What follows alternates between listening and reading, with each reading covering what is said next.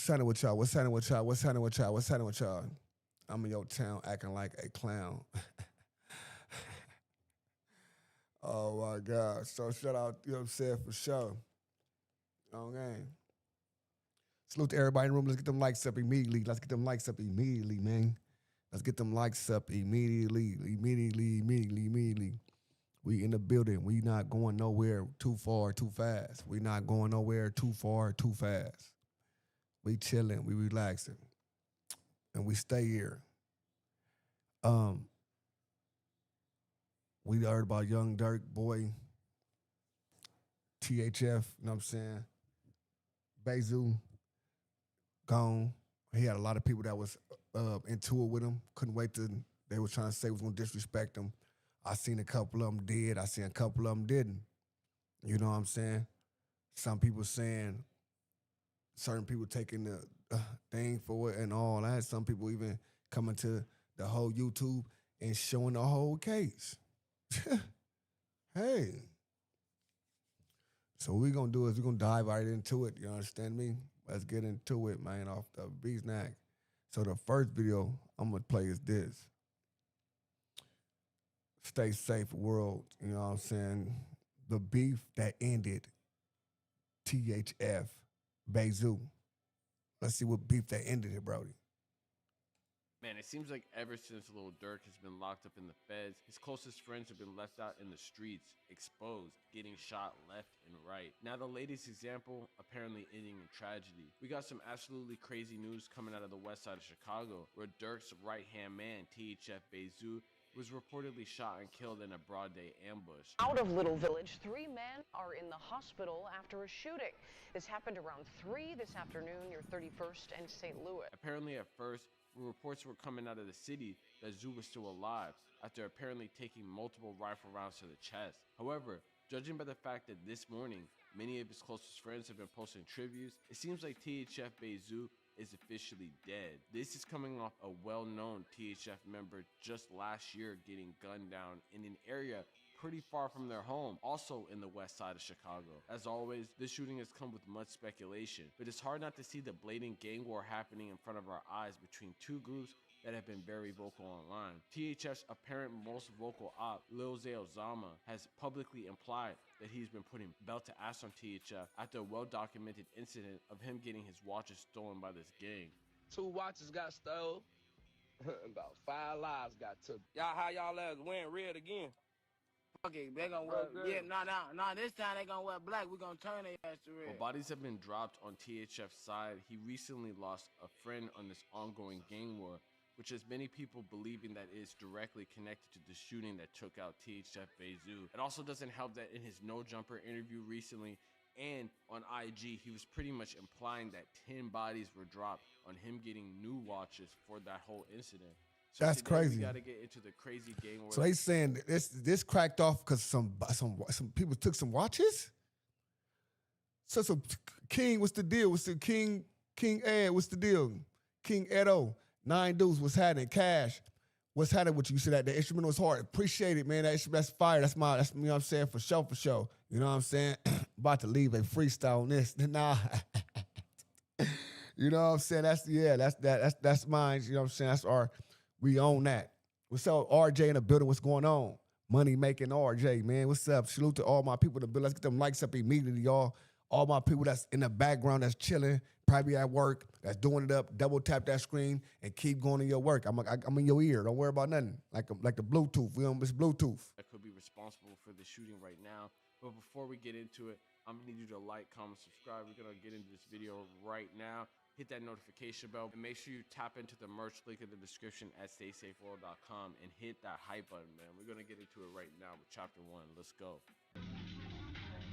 Several gangs within the South Side are known. Shout out to you, brother and gang. You know what I'm saying? Oh. Fam Bow, you know what I'm saying? Podcast. Real recognized real. You already know the deal.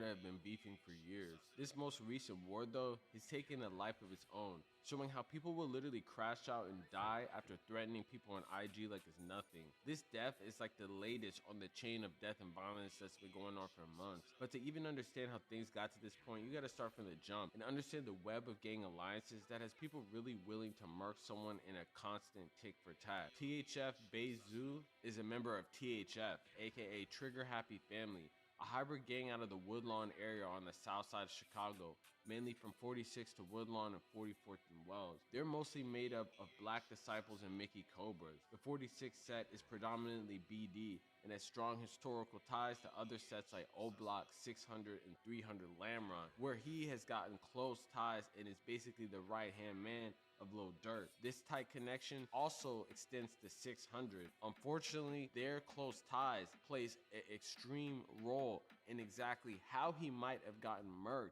because of an ongoing situation with another gang in the area and another artist by the name of Lil Z Osama. Lil Z Osama is also from the south side but repping 6300. However, he has close ties to Lil Durk after being signed to OTF while Lil Durk was still free. Unfortunately, there was a crazy incident that happened several years ago where his watches were stolen in a high-profile incident right before Lil Z Osama went to jail for a switch that many people... What about now? It's good? What value? A value for the... My bad. What about now? People tie directly into a beef that caused a war between both 600 and THF versus Lil Z Osama, which we're going to get lifting weights, fuck your bitch ass. She's a bitch. into in this next chapter, chapter 2. There was a point when all of these sides were cool. However, everything took a turn for the worse when a video shoot apparently went wrong. Lil Z Osama would actually go into detail in a No Jumper interview talking about an incident where he had a video shoot and invited a bunch of people from a group chat that were associated with OTF. That somehow got him associated with people from THF who pulled up. Apparently, somewhere in the night while he was sleeping, members of THF stole his watches, and that caused a whole domino effect with bodies dropping on both sides. The situation with the watches, right? I'm about to bring that up with your shit, right? Yeah. All right, so look, they be saying that some THF niggas took your shit, and then, they took one of your homies' watches and shit, and that's why you kind of fell out with OTF. I never fell out with OTF. You get what I'm saying? This was the situation. The situation was we had an OTF chat, like where we all talking shit. A group chat. Where we pull up the video, each other video shoots and all this extra shit. You know what I'm saying? Yeah. So I hit the chat. I'm like, pull up to the video shoot. I'm in the rack. You feel me? Motherfucker, pull up to the video shoot. But like I'm telling you, it was niggas in this group chat outside of OTF, like these other different blocks. So 2 niggas from down there pulled up to the video shoot. I never had no problem with them, no bad vibes with them. So they come to the video shoot, we kicking it. Video shoot over, I leave. I go to my hotel room. Mind you, I get off the liquor, I'm drunk as now. You feel me? I'm in the hotel room, I go in the room, I fall asleep. You know what I'm saying? Every night I take my watches off before I take my chains off. You feel what I'm saying? Cause I always take my watches off and put it on the table because I be sleeping like this, or I use my hands to sleep. You feel me? So I took my watches off, both of them, and put them on the front room table. You feel me? I wake up the next morning, bro, like 7 in the morning, bro. My shit gone, you hear me? Now, I'm thinking back on last night. They came in the room and wake me up. Cause we was buying something from them too. Yeah. You know what I'm saying? So bro, I get them the money for the shit while I'm kinda like sleep, you know what I'm saying? I get them the money and I fall back to sleep. I wake up, the shit gone from in the front room off the table. I'm flipping the whole room. Trying to see where everything at. Mind you, my cameraman was here and my homie was here. Yeah. You feel me? But them niggas was so slick. Bro them didn't even see them take it off the table. You get what I'm saying? Bro them probably thinking I still got my watches on or something. So now I'm calling these niggas. They merching on every dead homie in the book that they didn't take it, they didn't got it, they don't know what I'm talking about. SGB, you already know. Salute to you, bro. You already know, man. You already appreciate it, bro. You're South. Fuck all the haters. David, appreciate it. You already know. Outside, that's my shit, man, for sure. I need to check my homies. They probably still, I said, bro, none of my homies would ever play with me, bro. Yeah. You get what I'm saying? Ever. So Now, these niggas telling Smirk and them like, on woo, we ain't got a merchant on all they dead homies. You know what I'm saying? When you merch on your dead homies, you gotta be for real. So directly after this interview, he would basically go on live multiple times talking about how bodies were dropped after this incident. And he would actually go on live with his homie, which we're gonna talk about later, Lil Deuce, saying that they were paint any person red that had to do with this whole incident. Y'all ass wearing red again. Fuck it, they gonna wear, yeah, nah, this time they gonna wear black, we gonna turn their ass to red. Today is a new nigga outside coming out of snitch. So what that make y'all? The rest of you is snitches too. You hear me?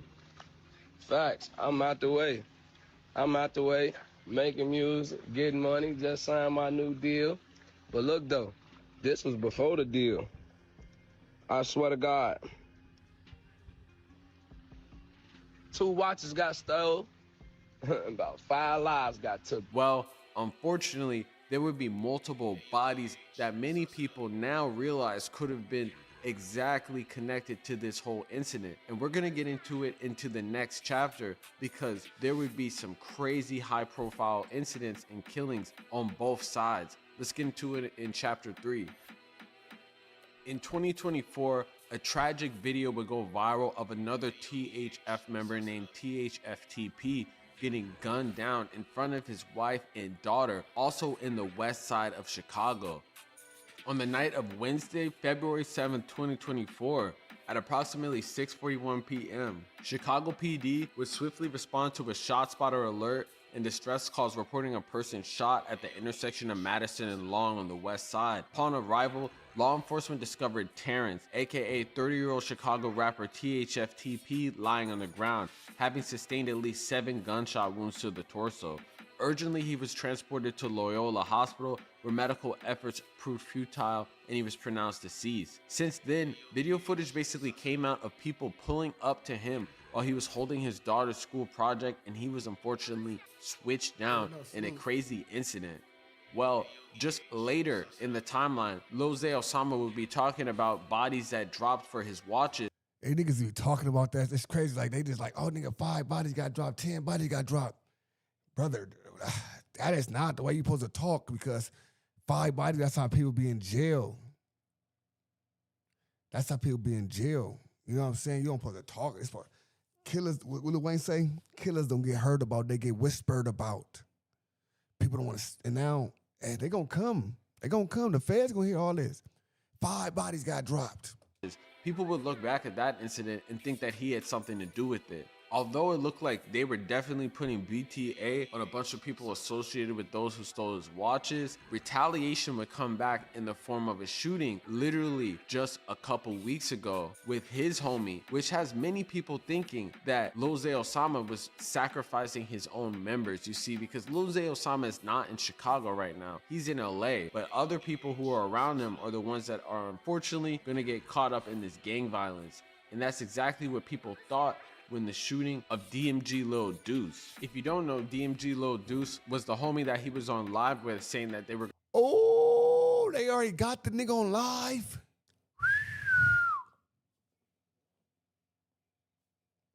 Oh, shit. The fuck?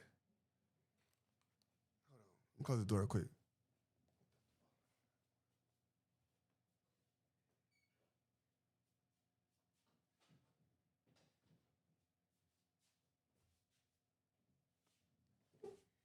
Damn.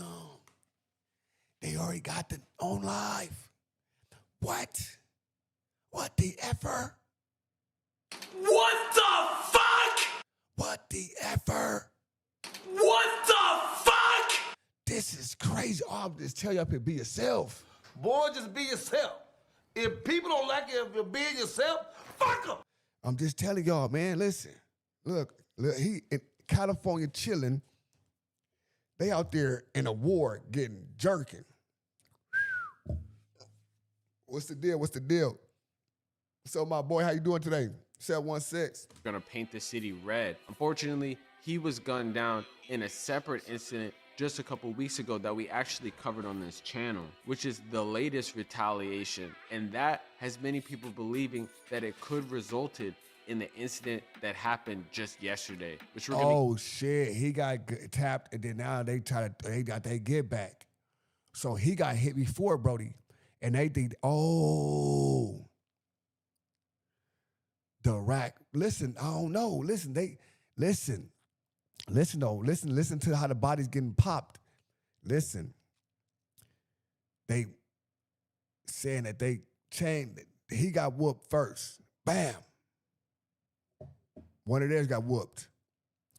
Then one of theirs just got whooped down. Now they just whooped him and his crew. Wowzers, it's going down. It's back and forth going on. get into in chapter 4. Let's get into it. Little Village. 3 men are in the hospital after a shooting.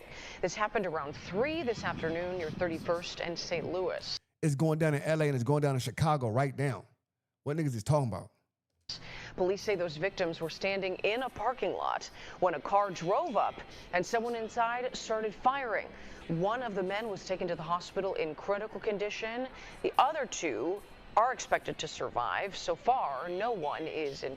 They about to light something down for Zoo, huh? Listen, I know it's finna go crazy. They finna let the city, they about to paint the city with just like it's going down in Los Angeles, bro. You know what I'm saying? This shit is crazy. What's up with it? What's going on? Mr. Midwest, what's happening with Midwest Media? What's going on with you? How you feeling? You already know what it is. ODM. Custody. Apparently, rumors are going around yesterday that THF Bayzoo pulled up to the west side to an auto store to do some car repair. 3 men were in the parking lot at about 3 p.m. Saturday in the 3100 block of South St. Louis Avenue, one of which was him, when someone in a car pulled up and an occupant fired shots, police said. 1 man was in critical condition, that was THF Bayzoo, and apparently he died. The other 2 men are apparently in stable condition. The 35-year-old man, aka THF Bayzoo, was shot multiple times in the torso and taken in critical condition to Mount Sinai Hospital. There were reports that shells behind left evidence of rifle rounds, which many people showed that was not a good sign. And unfortunately, it looks like it was a terrible sign because he was not able to make it, with many condolences posters basically being put out. Man, this is a very... Buddha, what's up? What you say, huh? I say Buddha, be more. What's that? Baltimore. Shout out Baltimore. Bezoo about to wipe the city down. They finna serve. It's finna be war. Oh, you talking about the war? Right. I feel you. It's finna go down, brother. It's finna go crazy. Sad scenario, and it kind of reminds me exactly of the THF TP situation because it's in an area that isn't in the South Side. Hold on. Shout out to my THF, TTE, OTF. What's TTE? What's that? TTE? THF, TTE. I know OTF is. So I guess people think that it's all good to just be out and about because they don't have beef. But if you're anywhere within the city of Chicago right now and you're associated with these people, or really in any gang, your head is literally has money on it, and you have to be careful at every single moment. Like Thanksgiving down the feast rate never lied. Niggas out here looking for reasons. It's going down. Niggas looking for reasons, bro. And it's like, man, he's just going to get some car parts. Like, damn, we got to get out of Chicago. Got to get out of Chicago. You know what I'm saying? Like, shit, I had to get out of LA. I'm trying to change my ways and the way I want to live. You got to get out the area because just because you want to change doesn't mean the area going to change around you. You know what I'm saying? You got to change your environment. You know what I'm saying? You got to separate to elevate sometimes. You know what I'm saying? That's what's going on in these days. In those moments that you are just loafing, just trying to fix your car and stuff like that, someone could just drive by and be like ready to just take you out. It's a very unfortunate situation. He's leaving behind a kid and a wife and stuff like that. But it just shows if you're even associated, the only people that are still around right now that are still like, 600 members and posted up, or just members that were in the original drill scene are all like out of the city. Everyone else is either dead or in jail. Or just look at Dirk. He was out of the city and is currently in jail. And ever since that he's been in jail, it seems like everyone around him has slowly either been caught up in the system. My man raised no food for sure. You know what I'm saying? For sure. No, you know what I'm saying? It's a gang of us. And I just watched the niggas around me fall. Watched everybody around me. I watched people that, you know what I'm saying, want to be me. Want to have my leftovers. Want to do the stuff like that. Just want to be everything I was. And I just see how the city was. You know what I'm saying? It's like poison. It's poison. That's why they don't know that. I be still eating off them plates. They ain't going for nothing. Or gotten gunned down too, man. But hey, let me know in the comments what y'all think about the situation. Real stay safe shit. You already know what's going on. Like, comment, subscribe, man. Yeah, for Peace. sure. No, it's your environment. See, now, another person gonna thrive in somebody else's environment, but in his own environment, it's gonna be problems, bro. It's gonna be a lot of problems because, come on, let's keep it real. On gang. I want to see what this is about. Nah, I want to see this nigga. This nigga. All right, let's see what this is about. Seti Nash. I'm Seti Nash.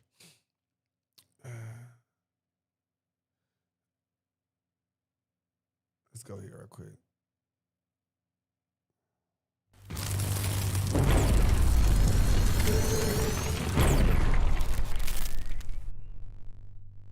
Saturday afternoon, there were reports from Spot News and a number of other outlets that there was a shooting on 31st and St. Louis in the Little Village neighborhood of Chicago that involved 3 people. Chicago a mess. I should know from that motherfucker for diesel. Man, listen, that's how I be feeling about South Central LA and shit. I be feeling about LA and I be like, damn, everybody be just like, oh, it's this, it's that, and everybody want to give like Chicago, LA, New York, and there's a lot of different places. It don't matter where you from, bro. We all got ghettos. When you from that ghetto, bro, you have to separate because you cannot thrive in your ghetto. It's people around you that seeing you elevating and seeing why you got that, how you the chosen one, how you this, how you that, how you this. You got to move on. You got to move on. You know what I'm saying? Sometimes you got to send a life jacket here and there to them certain peoples. Boom, boom, boom, boom, boom, boom, boom. But you have to move on. You have to separate to elevate. That is how it got to go. Straight up. That is how it goes. Straight up. And then once you elevate, again, you throw the life jacket to the ones that need it. Steffi Weffy, what's the deal? You know, I'm Steffi Weffy in the building. Original reports were that THF Bayzoo, OTF member, one of Dirk's closest associates, also a person who was arrested with him in that 2019 varsity attempted murder, also with King Von. He was one of the people shot at this auto repair shop on 31st Street on the southwest side of Chicago. And I heard those reports last night. I was gonna wait till the morning and research and see what was going on. And then this morning, we got the reports that sadly, THF OTF member Bezoo, he was shot and killed. He did not make it. We have 33 going to Stroger, and then do we have anybody going to Sinai, or do you need me to send someone to Sinai? Everyone that's on this gathering detail, they're all released and hold me down over here at the shooting on 31st and St. Louis.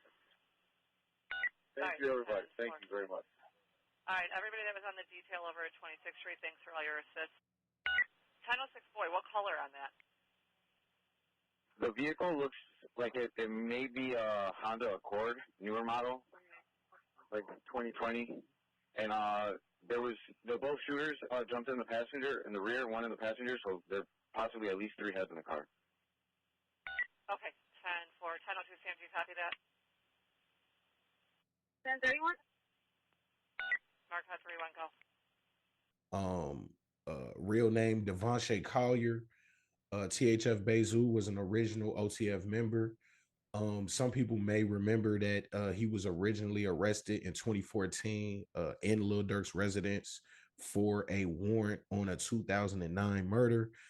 He would eventually beat that murder along with King Von, and they would famously come out of jail and shoot the video, beat that body.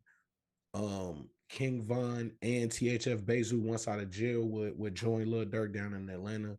Like we said, they were both present and arrested during that 2019 varsity shooting. Recently, THF Bayzoo, we gotta be transparent. We dropped the video on Bayzoo maybe 2023, 2024, around that time, and it outlined the cooperation that Bayzoo had did with police before he was arrested for that 2014 murder. In that paperwork, we showed that Bezoo was answering questions about, who people are, what gang they're in, what building they're from, all before police would accuse him of the murder. in which he would invoke counsel. We also had broken that story that THF member Bruh was directly quoted in the paperwork, accusing THF Bayzoo of murder. Recently, with the arrest of Lil Durk for the murder for hire plots of Stephon Mack and Lil Pab, as well as Quando Rondo, and with all of this words about who's snitching and who's telling, Bezoo kind of been off the map. Recently, DMG member slash rapper Lil Z Osama would make some statements about THF Bayzoo, basically saying that, now all of Durk's homies was broken in the hood once Durk got locked up. I believe Bezoo just maybe about like a week ago had posted like a picture with a whole bunch of money. Either way, the reports are that THF Bayzoo was at this repair shop with two other men. It's a lot of stories going on, you know what I'm saying? Like, we just gonna say, like, people say it all started over them watches. We wanted to let y'all know, be one of the first channels to really put y'all in tune with what's going on. We know a lot of people gonna be talking about this in the next few days, but man, just to report the story again, OTF, THF. What's good? What's good? Ash Bella, what's happening? Ash Bella in the building. What's happening? Member Bezoo. Celebrate to elevate quarter of the year for sure. Chris, for sure. That's 100% for sure. Killed Saturday. He succumbed to his injuries, I guess, Saturday night, Sunday morning. And now we reporting that THF member Bezoo, man, shot and killed in Chicago. Man, it's a sad state of affairs, man. Like we said, we be hoping that everybody understand who the real enemy is. A lot of times it's people that look like us that's doing it to us.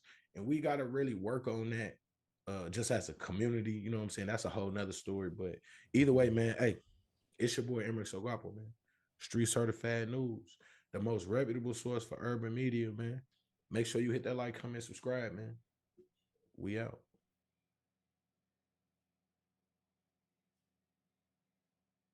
I'm going with the first victim, male 142 years old. He's out 4 times. All right, GSW 4 times. All right, 10-4. They're just in a video of male 1, and he's currently unconscious. Okay, so we're going critical for him and good for the other, or critical for the first and the third, and then good for the second. 100. Second, the third one's going to be critical, and he shot left abdomen. So witnesses are saying that a Chevy Impala took off eastbound from 31st in St. Louis after the shooting. All right, Chevy Impala took off eastbound from 31st in St. Louis. So we got EMS rolling over there. It's going to be 31st in St. Louis in the Figure Park lot. It's going to be just south of 31st on St. Louis. We have 3 victims. Okay, yeah. We know you guys do have EMS. Ambulance 34 and engine 99. She said, okay, yeah. Pulling up. All right, let's hold on. All right, 10:31. Let's go Lil Z Osama real quick. Lil Z did a live after that. Let's see.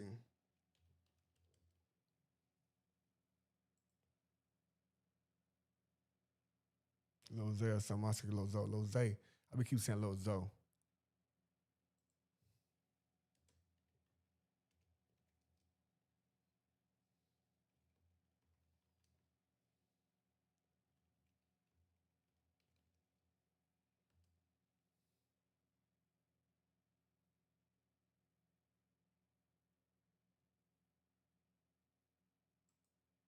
The D, man. Yeah, shout out my nigga from D's Media, you feel? Folks, on my granny girl, that's on songs, talking, just claiming, rapping about yo.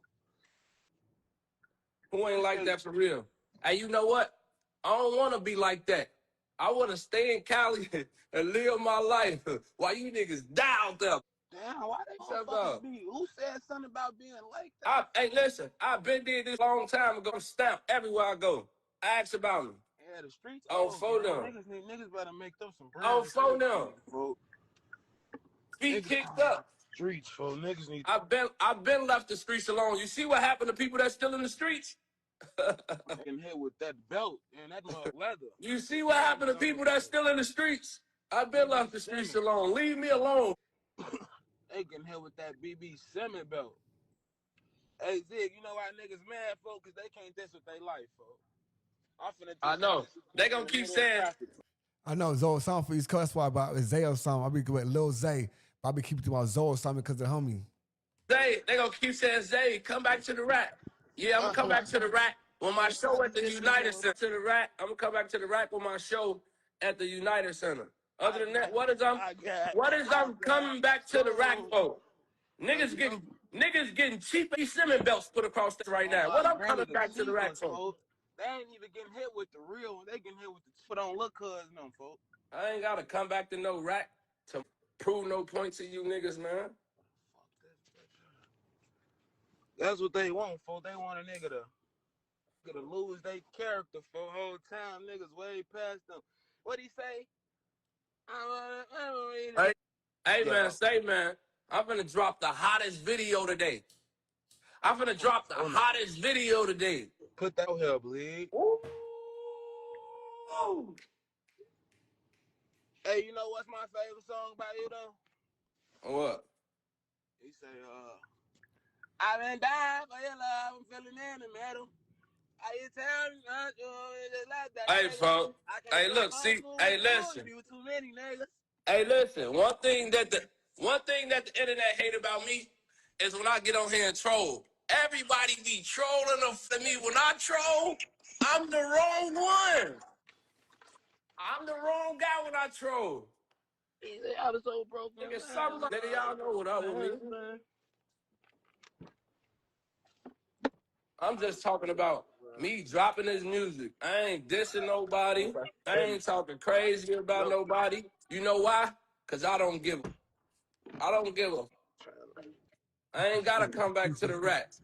Hey, I already made 6 figures. It's too late to hurt my feelings. What they I already made 6 figures. It's too late to hurt my feelings. Hey, folks, you already got rich that got out the trenches, folks. These niggas better go build a phone and go join them on or something. Do some shit, because they're trying to do right now ain't about shit. You niggas bull life, man. You niggas making diss songs talking about what you got and you ain't got nothing, man. Nothing at all, man. You ain't got footprints, nothing, man. Long live Deucey, man. Long live the Tro, man. Long live Pretty J, what's the deal? Damn, man. Damn, What's out with Pretty J? These niggas ain't about folks. Oh, here go phone them. Phone them just pulled up. I got. Hey, I just called my. Hey, we ain't playing out here. My way. Look at the baby. Stop playing now. They know the because what you on? You know that, man. How you coming? He say he can get that splash. Yeah, nigga. Oh, photo. Little bro just got the Cali. You know, we finna act a fool out there to go pop 30 bottles tonight. That's what's on. Oh, bro, they got it's long. I can't wait till you come out here. I know, folks. Give me a week, folks. Hey, listen. All I gotta do is make music, rap, and keep taking care of my people. You hear me? That's all I gotta do. Y'all saying or whatever y'all think did it already. Hey. I ain't ever going back to the streets. Hey, poof. I don't gotta ever go back to the streets. We're getting put together right now, man. January, I'm gonna be on tour in every city. Tell y'all promoters, start booking right now, man. For the after parties and everything going up. You hear me? For the after parties and everything, tell y'all promoters, man, start booking, man. On phone number. We set for life over here. Yeah.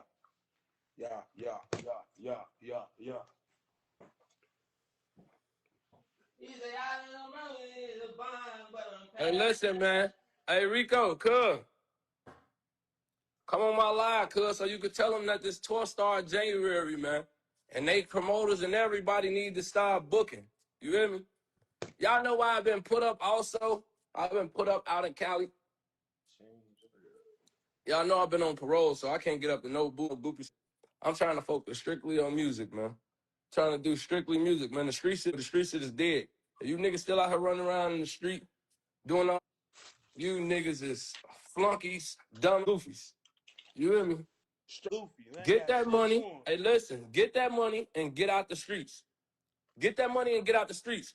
Stop trying to go back and feed everybody and going broke and dying. Get that money and get out the streets, put your people up.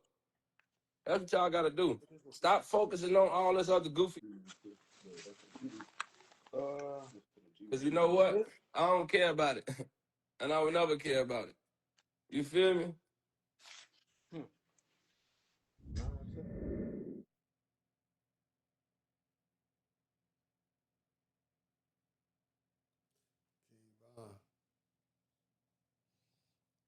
Damn.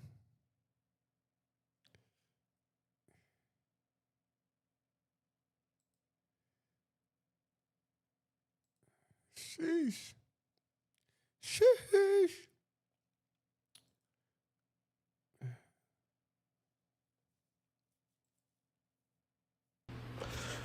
I ain't been on. I just woke up, y'all.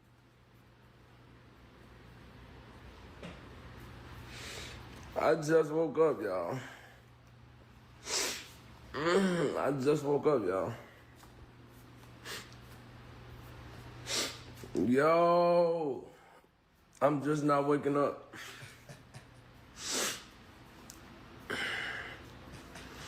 I'm just not waking up, y'all.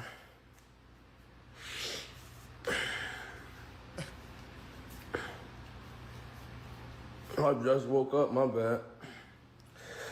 It's a beautiful day,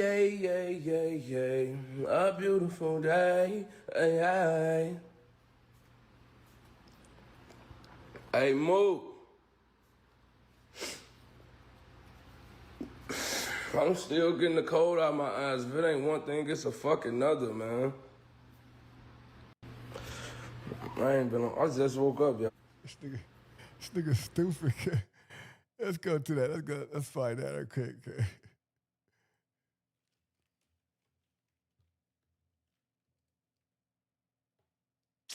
That's not doing this shit. Oh.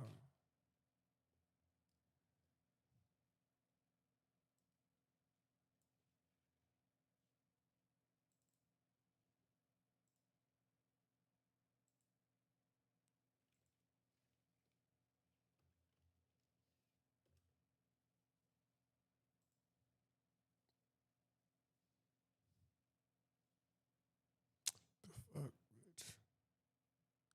What's happening? That nigga tripping. I just woke up, y'all. I just woke up. Christopher the lawyer is crazy. Christopher Lovejoy the lawyer.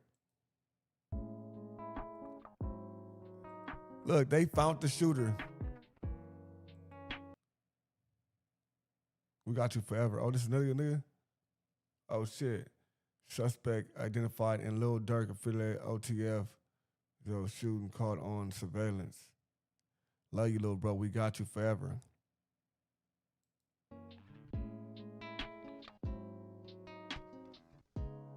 Damn, baby. Damn, but you still fucked up about this one.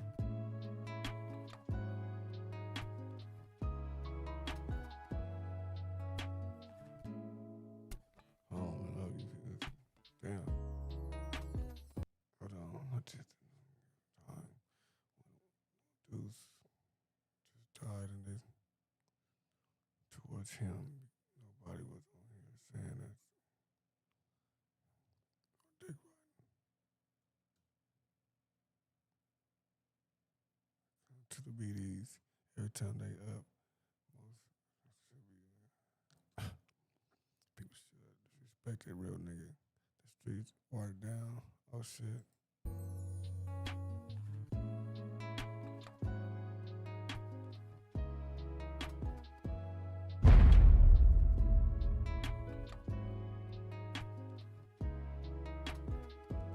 These niggas did a whole investigation. These niggas got the whole nigga. All these niggas is cold-blooded.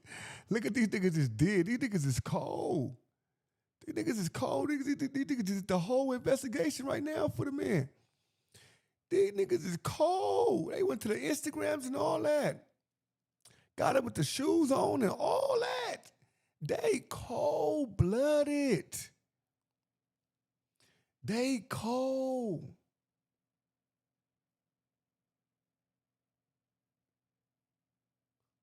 Yeah, niggas called. That was crazy. Put your little homie's story. Right. Oh, he mixed up two my homie story. He mixed both the stories together for some reason. I don't know why he did it, but he did that shit. But he said, yeah. Hey, he cold though. Hey, listen, they doing investigation for the police on the game. They ain't playing out here. These YouTubers is cold blooded. I ain't gonna lie. I'm scared. I'm scared of this shit. I'm scared of this shit right here. You know what I'm saying? Niggas already post. ODM Slim did it.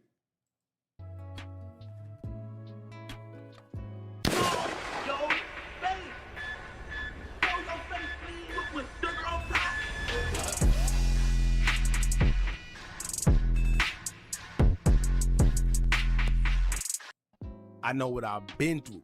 Now, before we get into this video, make sure you check us out on Patreon at www.patreon.com/hookah_anonymous. You guys been telling us to create one for the longest, so we recently created a community where we will upload videos that we can't share on YouTube due to their guidelines. We'll also be dropping the latest TDF first, behind the scenes information that you wouldn't find anywhere else on our socials. So make sure you become a member, and after you do that, head over to our official Instagram page at hookah_anonymous and follow us there. Now, without further ado, let's get into what you guys came here to see. Now, grand opening, grand closing. And please don't get on here and say nobody's being police, because we didn't post it, and it's already all over social media. Now, these days, as I always tell y'all, he gonna say, come on, bro, don't say I'm police. Don't say I'm police, I'm just doing their work. It don't pay to be in the street, because this is not the 80s or the 90s. With all the technology out there these days, whether it's shot spotters, license plate readers, ring cameras, surveillance cameras, people cooperating, it just makes no sense to do a crime, because 9 times out of 10, you're going to be caught.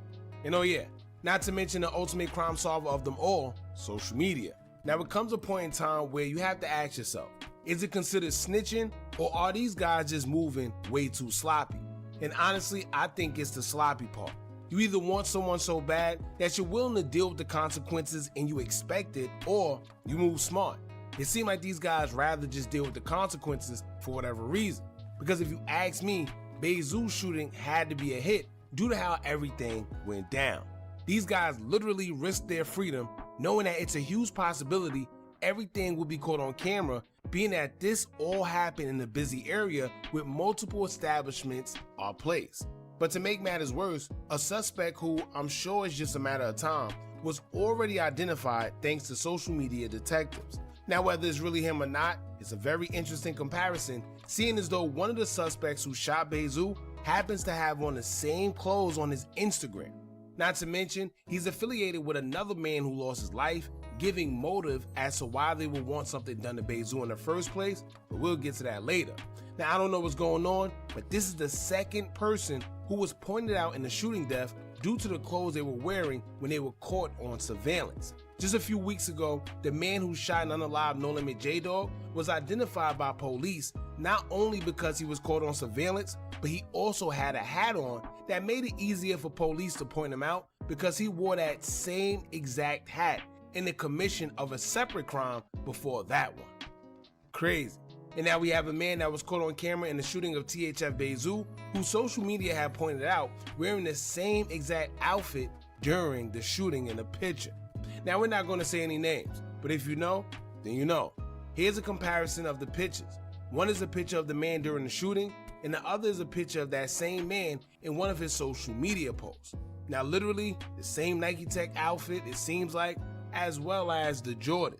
Now, we could be wrong, and everyone else that made the same comparison, but y'all let me know what y'all think about this in the comments. Now, we could be wrong, but everybody else made the same comparison, so if we wrong, everybody wrong. Remember that.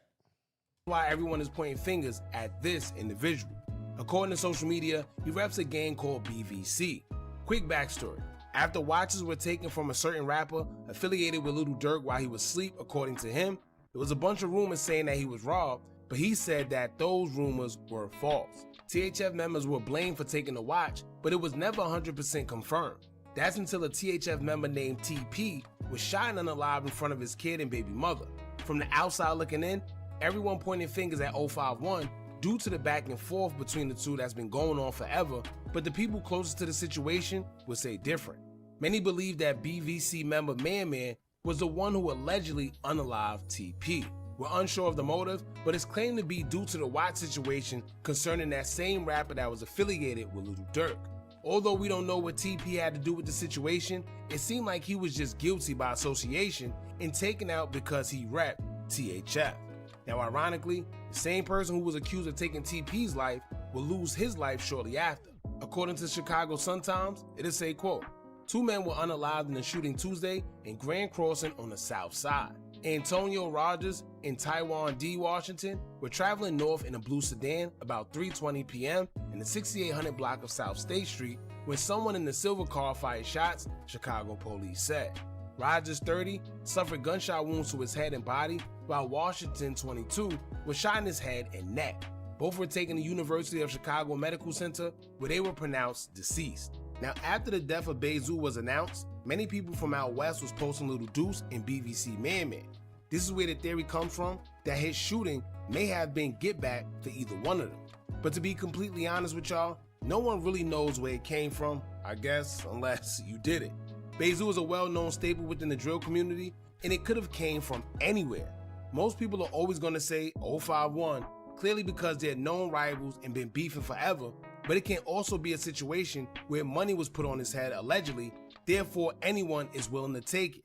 Now as for the picture, the man everyone pointing fingers at is a part of BVC. So they saying it was get back, or maybe it's just a coincidence, but he was pointed out as having involvement, they matched his clothes, and there's a motive. Then to make matters worse, he himself deactivated his own Instagram, putting even more suspicion on him, even if no one was paying attention to him. So he basically self-incriminated himself, because even if it wasn't true, by him deactivating his Instagram, it's making him look suspicious, and that's where conspiracy charges start to come in. Once again, we're not pointing the fingers at anybody because we don't know who did what. But as I always tell y'all, social media is one hell of a weapon. They're solving crimes and pointing out suspects before police can even do so. Which is why we say it doesn't pay to commit crimes in 2025. Now aside from all that, y'all, let's just say this. Clearly, as y'all can see, the drill stuff is all fun and cool, but ultimately, this is the end result. It's either a grave or a jail cell. Bezoo was a father who almost made it to the age of 40. I'm sure he took care of others, so they will also be affected by his passing. Whenever one of these guys pass, it's more than just them losing their lives. Someone lost a son, someone lost a father, someone lost a husband, friend, relative, and so forth. I always encourage guys who live in that life, if you get a chance to get out, do so. Going back to your block when you really don't need to isn't a flex. Making it out and providing for your family, knowing that most of the people in the drill culture never made it out, is a flex. Too many times we've seen these guys get a little money to the point where they're comfortable somewhere else, but somehow, some way, they still end up getting unalived in the same place they worked so hard to make it out of. It don't make sense. It's not weak, it's not soft, it's called being smart. I remember when Chief Keef first moved, everybody said he was scared, but it looks like nowadays he did the right thing. And he made the right choice because he is still alive. Very unfortunate situation. Rest in peace to THF Bayzoo. Y'all jump in the comments, let me know what y'all think about this. Don't forget. What? We going where? To jail. Oh, for why? For what my shade said. Why we going to jail? Wop? Don't say nothing like that. I don't know, off camera, it's going down. I promise you. Before I let them up get me, they ass going. I'm blowing them up right to Jesus.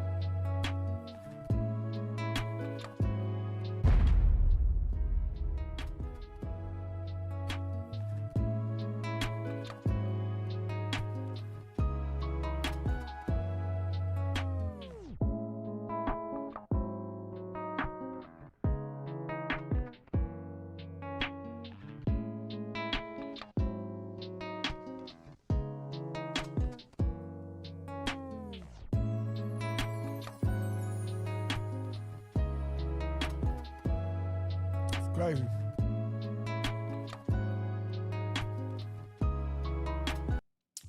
Yeah, man. What do you say? What's the deal with y'all? It says, shout out to Trigger. Happy birthday. Long live. Zoe. For sure. What's up, grandson? Baby Braid said Lil Seatbot rolled it up. Shady from you lying. He didn't say that. You're a liar. Shut up. You're lying. Long live Vaughn. The original grandson.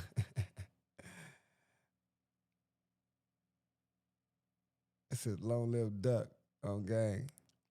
Facts, Dre. Straight up. Man, all them guys. For real, for all them guys. Rest in peace, DMX. Support the channel, the content. Like and share, subscribe, man, for sure. I know GDs who were in his cousin, so it's out of love, not on some BDK shit.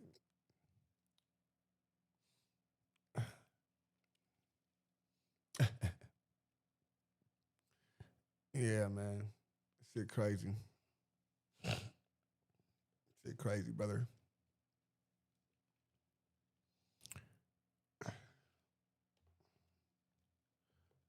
Lil Zay, like, I'm in California. Shit's crazy.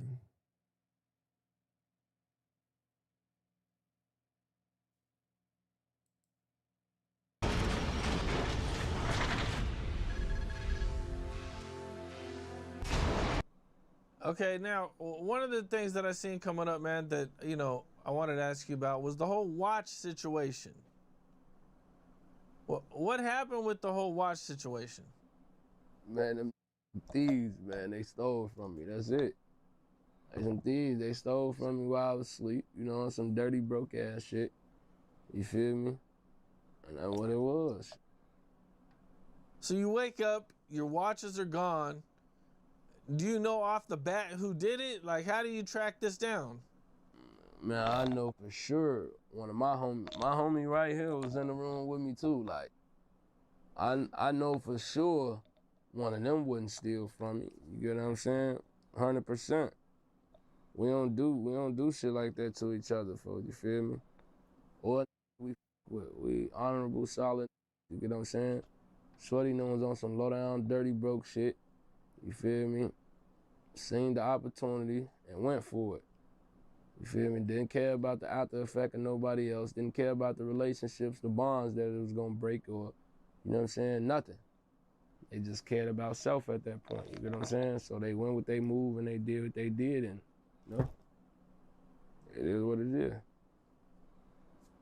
Now, with something like this happening, like you said, man, the bonds it could break and the problems it could cause just over like a little ass watch. Yeah, like. You know, you said some things about Bezoo, that he's broke. You know, what is your thoughts on that? Because I think you said that Bezoo, you know, it wouldn't be able to, you know, like you felt like you'd have been able to get it back, the watches back, if it was you.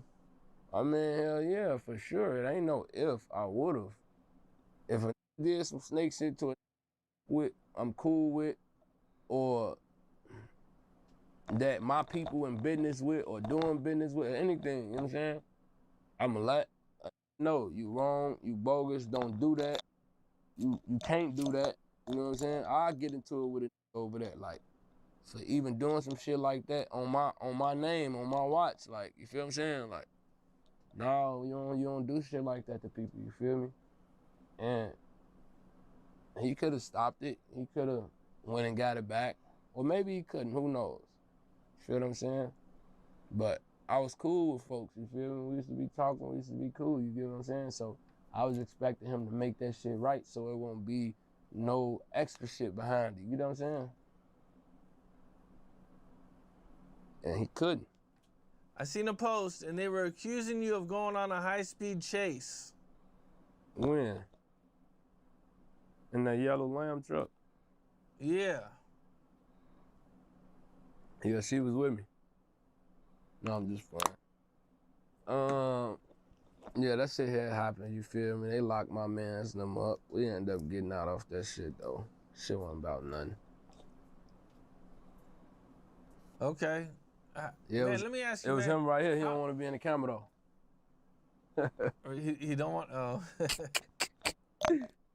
Yo, let me ask you, man, how many times have you been arrested in your life? Man, this shit unbelievable. I can't even count on my hand, folks. 10, 20, 30? Hell yeah, yeah. What's up? This is Cam Capone. We got more content like this coming soon, so hit that like button, subscribe, and stay locked in to Cam Capone News.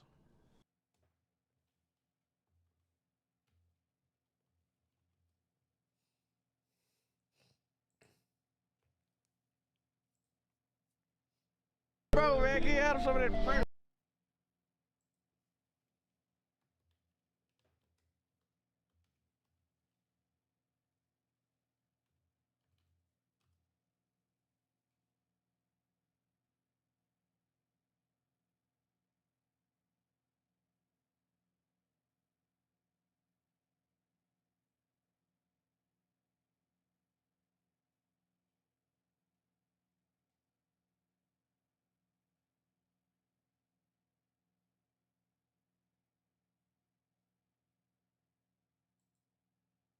No Jumper, coolest podcast in the world. And today we're bringing you a much anticipated conversation, an incredibly important piece of Chicago as well as drill history. We got THF Bayzoo on the podcast. How you living, man? Most definitely. Shout out to No Jumper, man. Hey, we made it happen. What's the word, Rim? Bezoo in the building. What up? I mean, we exist in a climate in terms of like all the Chicago legends where everybody's kind of like over interviewed at a certain point. You know, like everybody's kind of talked a lot. We feel like we know everything there is to know about a lot of people, but you're kind of like the last piece of the puzzle in terms of just somebody who everybody knows, has some of the craziest stories and some of the wildest history in the game. But you've been very careful about putting it out there into the world. What is the reason for that? Most definitely, like, you know what I'm saying? Like I told Rim when I first tapped in with him, you know, like, me personally, with the drill coach, you know what I'm saying, I've been a major influence for over a decade, you know what I'm saying? So, like, with my legal situations I be having, I just wanted to fade the back on doing the interviews. You know, they've been reaching out with me about 10 years ago, you know what I'm saying? I usually dodge the equation, but you know what I'm saying, by me doing this music, you know what I'm saying, with my career, the world want to know. I felt like I never gave them an aspect of how I'm coming for real. They already got everybody else to paint their own narratives or create their own content for clickbait, whatever it was. So I told myself, like, you know what? Maybe it's time for me to sit down and just, you know what I'm saying? I know how to move, so I know how to. You know, I've been doing it too long, so I know how to dodge certain questions and everything. But I feel like I need to get the world an A for this highs coming in a row. You know what I'm saying? All my fans be want to check in with me. The most they get with me is on live. You get what I'm saying? Right. I go live a lot just to interact with my fans. You know what I'm saying? But I'm like, man, I'm just gonna sit down and just give it a try this time. You know what I'm saying? Yeah. This might be y'all only, so y'all might be lucky, man. Y'all got a real dude, real 100 genuine dude on the tip right now. So like. Okay, so my first question based off of that is, you've seen a lot of so-called gangsters and a lot of like real, you know, people who really like been. No, you can lay you to them. That's a good thing. Shit, throw them hard eyes and shit. They love that shit. They act like they don't like that shit. They love that shit. They in here. They be googly eyeing right with your ass. In the streets, grew up in the streets, who I'm sure you have respect for, but you've seen a lot of them kind of, you know, be out here spilling secrets and sauce over the years, right? I seen a little bit of both, you know what I'm saying? I seen some people, you know what I'm saying, that I didn't expect to get up there and do it right. But, you know, like, the media, get in front of this camera, you know what I'm saying? It's kind of hard for certain people to know how to talk and interact with y'all or know how to respond to certain, you know what I'm saying? Because they ain't did it before, you know what I'm saying? Like, it was a time I was camera shy before I started shooting music videos, but I always wanted to do music. So I'm like, damn, how could I be camera shy if I plan on being on the stage in front of millions of fans? You know what I'm saying? Like, these my dreams that I'm chasing. How could I be camera shy? So, you know, it's like a pill certain people got to swallow, but some people don't know how to take it. So it'd be like, I don't feel like too many people be talking too much, but I definitely seen, like I told you, a little bit of both. I seen some that I thought that was like real and new. Like, I feel like they said too much, you know what I'm saying? But like, you know, me, like I got a public eye regardless no matter what I do. As y'all see, you know what I'm saying? You look on YouTube, you gonna see more content with them promoting violence with my name more than they is me doing some serious shit. Like, I can say I'm dropping a tape or dropping an album, tune in at this time. I don't feel like the following that I'm gonna get by my name being so hot in the streets for so long, I feel like they reach out more when it comes to promote violence with my name. So like anything for clickbait, they gonna tune in with it just when it come to my name anyway, because I'm one of the authentic ones that's still here, you feel me? I mean, that must have been a crazy thing for you to witness over the years with people just taking your name and choosing to like make documentaries about you and probably putting all kinds of shit on you that you know that you weren't involved with, or if you did have any involvement, you're like, well, why the fuck is it in your, is this your business to be talking about me like that? Has that been kind of like a weird thing to see? It bothered me at a point in time, but like I said, like certain journalists, this is what they do, you know what I'm saying? So like me arguing back and forth with the internet or on that's clickbait or they lying, me going back and forth, like I don't feel like I'm gonna win, you know what I'm saying? So that's why I did make the decision, like, man, let me sit down and get a word on how I'm coming for real. Like, whatever y'all wanna know, you know what I'm saying? They got the right to sit and watch and it comes from the horse's mouth itself, you know what I'm saying? Other than them just judging me off somebody else creating content just to use my name on, you know what I'm saying? So like, it's a lot of decisions I made. Bro, listen, very carefully. I was just on the live, I was just shooting dice with Braids just the other day. Braids it's 7 C-bops, brother. He didn't say me. Straight up, it's 7 C-bops. So he did not say me. Just so you can say, oh, bro, how you gonna tell me? I know the fuck I'm talking about, nigga. I don't know. I wasn't with no county jail with no braids. I never was in a county with braids, so I don't care what you're saying. You can't tell me what the fuck I know. That's what I'm saying. Straight up.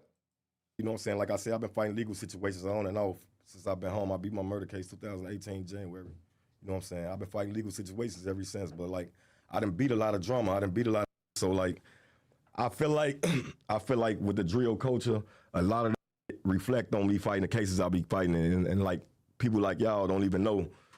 Like DJ Academic, before he got big, and I was one of the first drill people he talked about in Chicago, you know what I'm saying? They kicked Dirt Dough and charged me with the murder whatsoever, you know what I'm saying? But like I said, when it came to the drill culture, by me already having a big name in the streets way before the music, you know what I'm saying?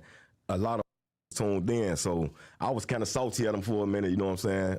But I seen he elevated and did, you know what I'm saying? Now he do it, everybody with him now, you know what I'm saying? But at the same time, I never been a follower, so I always still fade the black, like, man, when my time comes, it's gonna come. But at the same time, when he created what he created, it caused other bloggers, if you notice, he was one of the first ones, you know what I'm saying, that was, before he got any of the recognition he got now, he was the first one just pushing Chicago drill culture through the door. So like, you know, I be feeling like we don't give you your flowers though, you know what I'm saying? Like regardless of what you doing and what you're not doing, you know what I'm saying? I rather that want to see me like Gil and Wallow. I know they want to see me prosper. I know they want to see me do something good with myself. So me sitting down with them and chopping it up would never be a problem. But like I told Raymond when I hollered at him on the phone when he first reached out to me, I told him like, man, it's like I be having a cold shoulder about a lot of individuals, you know what I'm saying? I just sat and watch y'all podcasts. Y'all got a major platform. I'm like, man, they be reasonable with them, you know what I'm saying? Like, y'all gonna ask the questions y'all gonna ask regardless, you know what I'm saying? So I can't do nothing about that, but at the same time, it's up to me to answer because like I said, that affect me with my legal situations, you know what I'm saying? That you get, and it get televised, them people be watching the end, you know what I'm saying? And me, before the music, I was in the streets heavy for real, you know what I'm saying? But I didn't elevate, I didn't grew, you know what I'm saying? Like what's in me ain't gonna never be off me, but at the same time, though, I just know how to move now, you know what I'm saying? I done got more, I done analyzed a lot of situations, so I got better with it, so I'm like, all right, cool. Sure. I know how to rock out, so I ain't really tripping, you know? So let's talk about your real childhood. Like where exactly were you born and raised and what was it like? I was born and raised in Cabrini Green, man. Right. That's the near north side of Chicago, you know what I'm saying? My mother stayed in the projects. My grandmother, she stayed on Mohawk and Black Hawk. My grandmother, she owned properties all through the community, you know what I'm saying? That's my neighborhood, but right now after the projects got tore down, my grandmother moved on Cleveland. It's a little distance from the project buildings that got tore down. They tore one of our buildings was the first buildings that got tore down when they was tearing the projects down or whatever. So my grandmama moved on Cleveland. That's my mother. She raised me, you know what I'm saying? She moved on Cleveland, so they call Cleveland. That's like the 1300 block. I know you're familiar with Polo G. You know what I'm saying? I hung with his father, like Polo G. We from the same community. You know what I'm saying? But I was over there till I was probably like 9, 10 years old. You know what I'm saying? So I was already bad as hell through that motherfucker. Like my name, that's why I got my name was Bebe at first. That's why I got Bebe from when I was a shorty up there. You know what I'm saying? But as I was up north living with my grandmother, my mother always stayed out south on the low end. You know what I'm saying? In my community where I reside at night. So at the same time, it's like I had family on both sides of Chicago anyway, you know what I'm saying? But I moved from my grandmama, you know what I'm saying? A situation had happened or whatever when I was a kid, you know what I'm saying? I don't really want too much talk about that on the internet or whatever, but a situation happened. I had moved southbound with my OG. That's why I really jumped out the porch and made my name for myself on the south side on low end, 46th Street, you know what I'm saying? So my recollection of Cabrini Green is that in 2006, I was dating this girl that lived in Chicago, so I used to fly from New York out there all the time, and whenever I would be driving with her from the airport, she would point at Cabrini Green off the highway or whatever and just be like, that is the most dangerous, worst part of Chicago that you would never want to go to in a million years. Fuck Chicago, is that bro. accurate? Like, man, if you do your history and your research, man, if I'm not mistaken, Cabrini Green is one of the worst project housings in America. Like, they label it one of the ones, you know what I'm saying? Like, our buildings, like, me going to grammar school or even from kindergarten on up, you know what I'm saying? I was witnessing motherfuckers getting sniped off buildings, all type of shit. Like, you know what I'm saying? The police didn't have no control over the buildings. Like, they was making so much money back in them times. And gangbanging, they had the shit all organized the right way. Police had no control on running in and shutting the buildings down. Like, they locking the ramps, motherfuckers shooting off the ramps. They running from the police, running in this apartment, got holes in the wall to get the exit out of another apartment. It was just crazy, like, coming up, like, you know what I'm saying? Cooley Howard shot in Cabrini Green, Candyman, you know what I'm saying? But, like, if I know y'all probably familiar with the movie Hardball, you know what I'm saying? I played baseball when I was a kid, whatever, but you know what I'm saying? Hardball really supposed to have been in Cabrini Green, but, you know, we had the youth baseball teams and shit or whatever, so we were so bad, they were scared, the people that was filming were scared to come in the Cabrini Green projects to shoot hardball, so they just took their talent out west somewhere. I don't know if there was a Rockwell project, somewhere, another project building out west. They were scared to come shoot the movie in our community or whatever, but like, Cabrini Green was like, I didn't witness so much shit coming up as a shorty, man. I believe, like, that's what just had me grow the excitement of the drill culture for real. You know, watching my big brothers and shit when I was a shorty, like, I was already advanced as a youngin', like a puppy off the porch. I was advanced. I was going to school and everything. You know what I'm saying? Like, my older people, you know what I'm saying, the gang that I'm affiliated with, you know what I'm saying, they used to be telling me, like, man, make sure you stay in school. So they wasn't really too much, like, forcing me into no gang or whatever, but it's just the excitement I had, seeing how they was moving, all the money they was getting when I was a shorty, man, like, that's the way I chose, you know what I'm saying, this shit stuck with me, so. Damn. So did you find it exciting, or was it kind of scary to you as a kid? Obviously, you didn't really know any other way, right? Like, you know, that's just what life is. I recall one situation of if I ain't mistaken, man, a man had accidentally killed one of the kids that was in the front of the building, one of the builders playing, because they was in tour with another builder, you know what I'm saying? And he had ended up killing the child or whatever. So it was exciting, but at the same time, it was scary too, you know what I'm saying? But to me, I didn't get no fuck whatever was going on around me, because it's like I wanted to see the shit. Like, but I don't know why the fuck I had a passion for that shit as a shorty. Like, all the crimes that was happening around me, like, it was just a normal lifestyle for me, because this is, you know, I grew up in poverty, you know what I'm saying? Like, you know, that back when we was living in the projects back then, like, motherfucker ain't have a pot to piss in, you know what I'm saying? I wasn't bad like that, huh? Yeah, it was bad. Like, I remember being homeless. I remember going shelters, all that shit when I was a shorty, you know what I'm saying? So, like, be elevating me, just, like, I'm just grateful for everything that I got going on now, you know what I'm saying? Because a lot of motherfuckers don't know my story, like, you know what I'm saying? My family... My father, mother, she owned buildings all over there, so you know what I'm saying, she always was financially stable, you know what I'm saying, but like on my mama's side, you know what I'm saying, like, if you stand in the projects, everybody know, you know what I'm saying, that's housing projects, like, so just growing up, I didn't too much care about the crimes, because everybody that was around me was dealing with the same situation, you get what I'm saying, so like, we all fitted in. I ain't feel like nobody was better than me or I was better than them, you get what I'm saying, like, we all.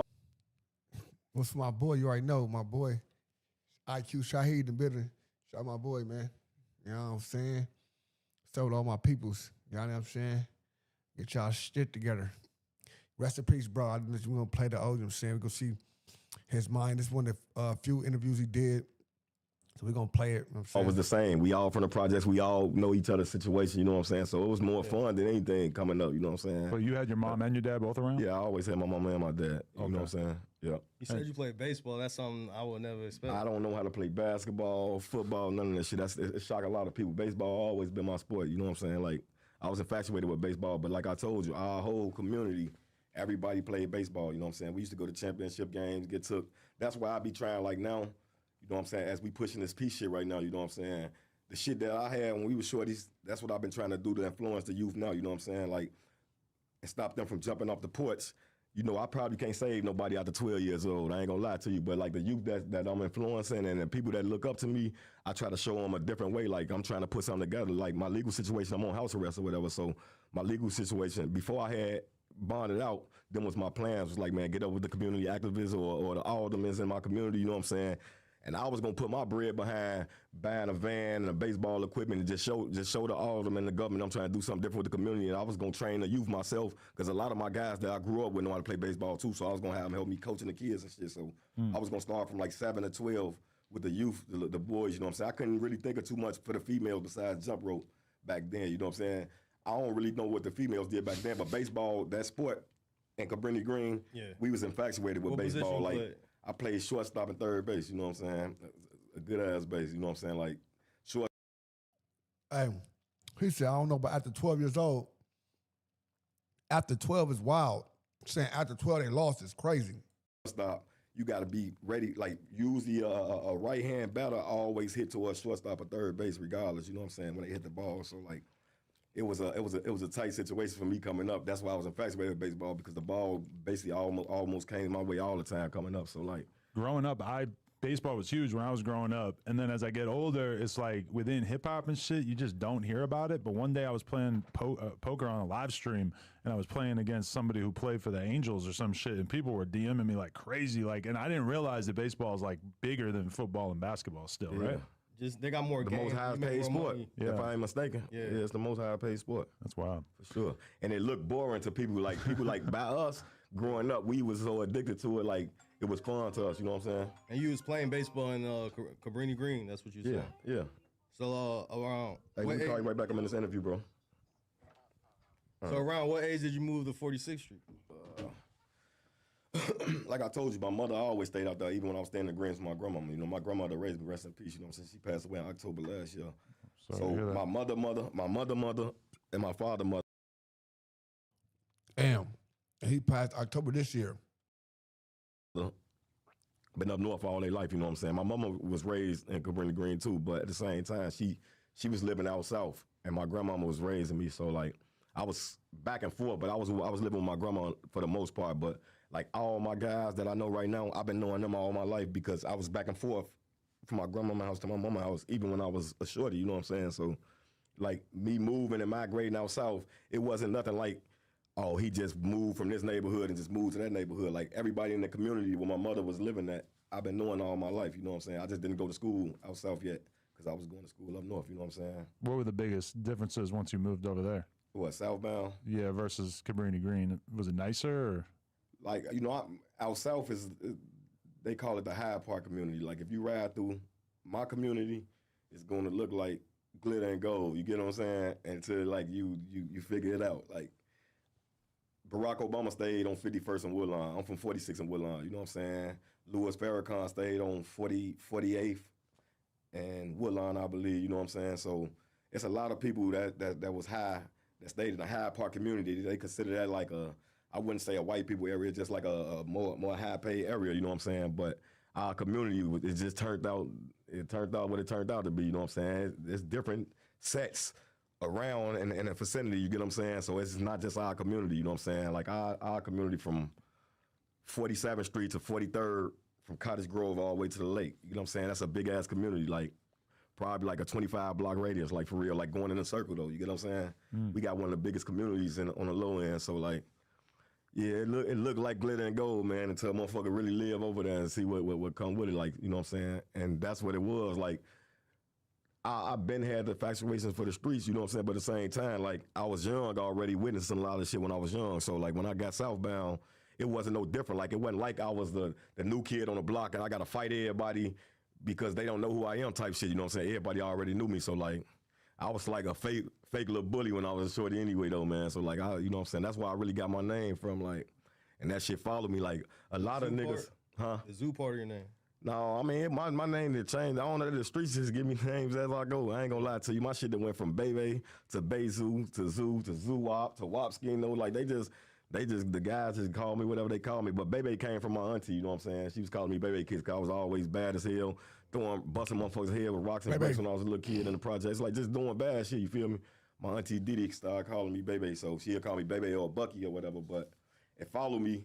And then South just gave me Zoos, you know what I'm saying? Like, it ain't cause everybody feel like cause I love animals, they call me Zoo. Like, they just, I don't know where the Zoo came from. I wouldn't even lie to y'all. I don't even remember who started naming that. You know what I'm saying?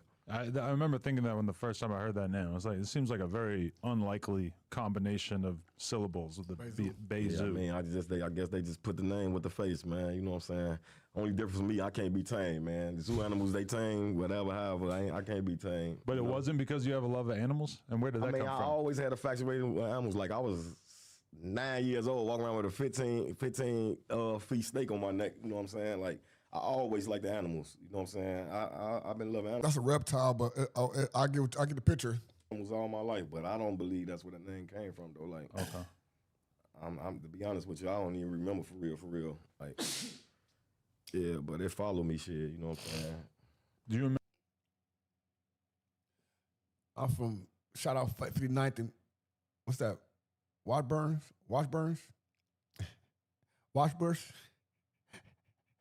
Mob Low in Low. He talking about hit. Oh my bad. I'm here playing this shit. And you for real? He talking about the hood on game. You from the low end too? All right, from Chicago. All right. No, you idiot. Zoo animal cannot be tamed. They are wild. Remember when you first even heard of THF? Because that was around before you even moved there, right? No, hell no. Oh, really? No. THF, like, man. Third. That's like a brotherly, like, man. Like I told you, the internet takes shit to run with how they run with it, you know what I'm saying? We just follow suit, you get what I'm saying? But we was just badass kids. You know, back then, say for instance, Cash Money and No Limit, they had their little rap groups and shit. You know how kids, when they little, they want to be something, you know what I'm saying? Like, we used to hang bad as hell on 46 and Woodlawn. So, like, it's a Maz here right there, right now, but we used to hang there 24/7. Like, when we all meet up and come outside, meet me on Woodlawn, you feel me? So we went from 46 to Woodlawn, you know what I'm saying? Then we started hanging on Princeton probably around 2008. Like 2008, them our brothers too, you know what I'm saying? We started hanging down that way. So, like, we just put all that shit together and just made you know what I'm saying? Back then, like, everybody be saying gangs and shit. Chicago, that shit that they be getting on this motherfucker yelling BD, GD, war, all that shit, that shit cool, but, like, Chicago is full of sets, bro. Like, it don't matter. It's a lot of blocks that got different gangs in them. So you can't literally just say, oh, they gang bang. When you gang banging, it's this set and they oppositions. Yeah. If anything, they set tripping. You get what I'm saying? Like, Chicago never gave a fuck about what gang you is. Like, it's all type of gangs on my block right now. You get what I'm saying? That's like a simplified, the BDGD thing is like a simplified version for the people online. When Chief Keef blew, he the shit to Chicago. He was buzzing. I ain't gonna lie to you. A lot of motherfuckers in Chicago flip BD. So JoJo was their opposition. You know how that shit, they just went from there on forth. Like, that's why the GD thing so big, because you had to, like, the shit with, it got serious with the drill culture. If you pay attention, like, Gucci Man and Young Jeezy was into it damn near their whole rap career. You get what I'm saying? One motherfucker died with their rap beef. You get what I'm saying? Yeah. A motherfucker playing with Gucci, however that went. You get what I'm saying? But if you pay attention to Chicago drill culture, all throughout the years, from when bro them first got turned up and got turned on, the rack been going up more and more. So it's just a lot of motherfuckers want to be this and be that. You know what I'm saying? Niggas don't know how to be themselves in Chicago. Our city. Boy, just be yourself. If people don't like it, if you're being yourself, fuck them. Oh, hey, man, like, if we come together like all these other states come together and make this shit right, shit'll be way better for a lot of motherfuckers, you know what I'm saying? But niggas just grow hate for no reason, bro. Like, I never knew that about Chicago. Like, it'll be a nigga you been growing up with all your life that you felt like want you to prosper and be something with yourself, you know what I'm saying? Whole time, you get to doing too much or the most. A nigga side hating, side looking you, sneak this you behind your back. That's just how our city built. I don't understand Iraq, though, but I love Iraq. Like, that's my city, you know what I'm saying? I didn't did a lot of shit, man, that, you know what I'm saying, I probably would have looked forward to doing it a different way if I knew better, you know what I'm saying, and knew how to capitalize. Like, I'm a real good thinker. I play dumb to a lot of people, so a lot of motherfuckers, like I told you, I don't talk much. If I talk a lot, it's gonna be with the individuals that I deal with on a daily basis that know me, you know what I'm saying? Like, all my guys know me, you know what I'm saying? Whopper Bug, Zua Bug, all my guys gonna say that shit, but that's because they know me personally. Like, but when it come to other motherfuckers, I be really zero tolerance for a lot of bullshit, so I really don't be vocal with a lot of people, you know what I'm saying? So you are like a really good talker, and that's why I was like thinking about that when we first talked on the phone. I'm like, this dude has like a reputation for not talking, but then as soon as I get you on the phone and it's like you got long ass conversation, you telling me all kinds of shit, and that's when I was like, oh my God, we really got to do this interview. Yeah, most definitely, man. Like, that's how I play it. I play the back, but you know what I'm saying? Like I told y'all, it wasn't too much shit that I was scared of, bro. It's like the harassing part. Like, you know, me and Vaughn beat our murder a month apart from each other, you know what I'm saying? I beat my shit January. He beat his shit December, so you know, we both flew to Atlanta and stayed with Dirk, you know what I'm saying? Bro took us shopping and shit. We in his crib. This one bro stayed in Alpharetta and shit. And we was just, you know, I was new to the internet for real. Like, I knew about Instagram and Facebook just off motherfuckers that I'm incarcerated. I just did 4.5 years fighting a murder case, so I'm seeing pictures and shit of people being incarcerated and shit. They showing their pictures. I'm seeing how Instagram work, but I ain't like, you know, a nigga ain't gonna have no conversation in jail about, oh yeah, they screen record you and put you on YouTube, all that shit. So I was like kind of new to it, you know, but you know, me and Vaughn beat our murder case or whatever, you know what I'm saying? Dirk took us shopping and shit. We down here chilling and shit in the A. So we at the crib bored as hell one day, you know what I'm saying? Like, this shit wasn't never a plan for me or Vaughn, for real, man. And I be wanting a lot of motherfuckers to know that, like, the way he came hard and stood on business, bro, like, I'm gonna tip my hat to him for the fullest, because he did a lot of shit a lot of niggas ain't did that been in this industry 30 years, man. You know what I'm saying? Like, everything that man said he did, he stood on, but at the same time, Vaughn always been talented on everything. Like, bro know how to flip, draw, whatever. He gonna put that shit to the puzzle. So at the same time, we chilling in Dirk's studio. The whole time, we never had no intentions on being no rappers for real, you know what I'm saying? Like, we talked about it in the jail on some playing shit though, like, but the song that all our fans fuck with the hardest, I don't even fuck with. That was my first song with Vaughn. Like, Beat That Body? Yeah, man. One of the greatest songs ever. Everybody, my whole fan, like, and my My bad, but the thing is this though. The thing is, you can't tell the fans what they want to hear. They want to hear what they want to hear. So they gonna pick their favorite song for sure. Guys taught me that shit. Like, man, a lot of shit you don't like, you gotta start putting. I got a catalog so deadly right now, man. Like, y'all don't know how much music I got, but it's like I be tuning myself in to, like, I don't want to drop this unless I like it type shit. My guys, something, oh, you got to put that shit out there and let them be the judge. That's what your fans for. You get what I'm saying? Yeah. But at the same time, like, we just sitting in Dirk's basement. It's me, Dirk, Booker, Ike Mikey, and Vaughn. We chilling and shit. And I tell Dirk, like, man, go on your live. We set the phone right there on the live, and that's all the fans saying, all Dirk fans. That's all they saying, like, man, both of y'all just beat y'all body a month apart, man. Woo, 2 different bodies, man. Y'all should do a song, beat the body. That's all they saying, and then what's called. So, like, I'm looking at Vaughn laughing and shit. I'm like, man, yeah, it's tripping, man. We ain't no motherfucking rappers, you know what I'm saying? Yeah. Vaughn tell Dirk, like, man, call the engineer. Nigga, we finna do that shit.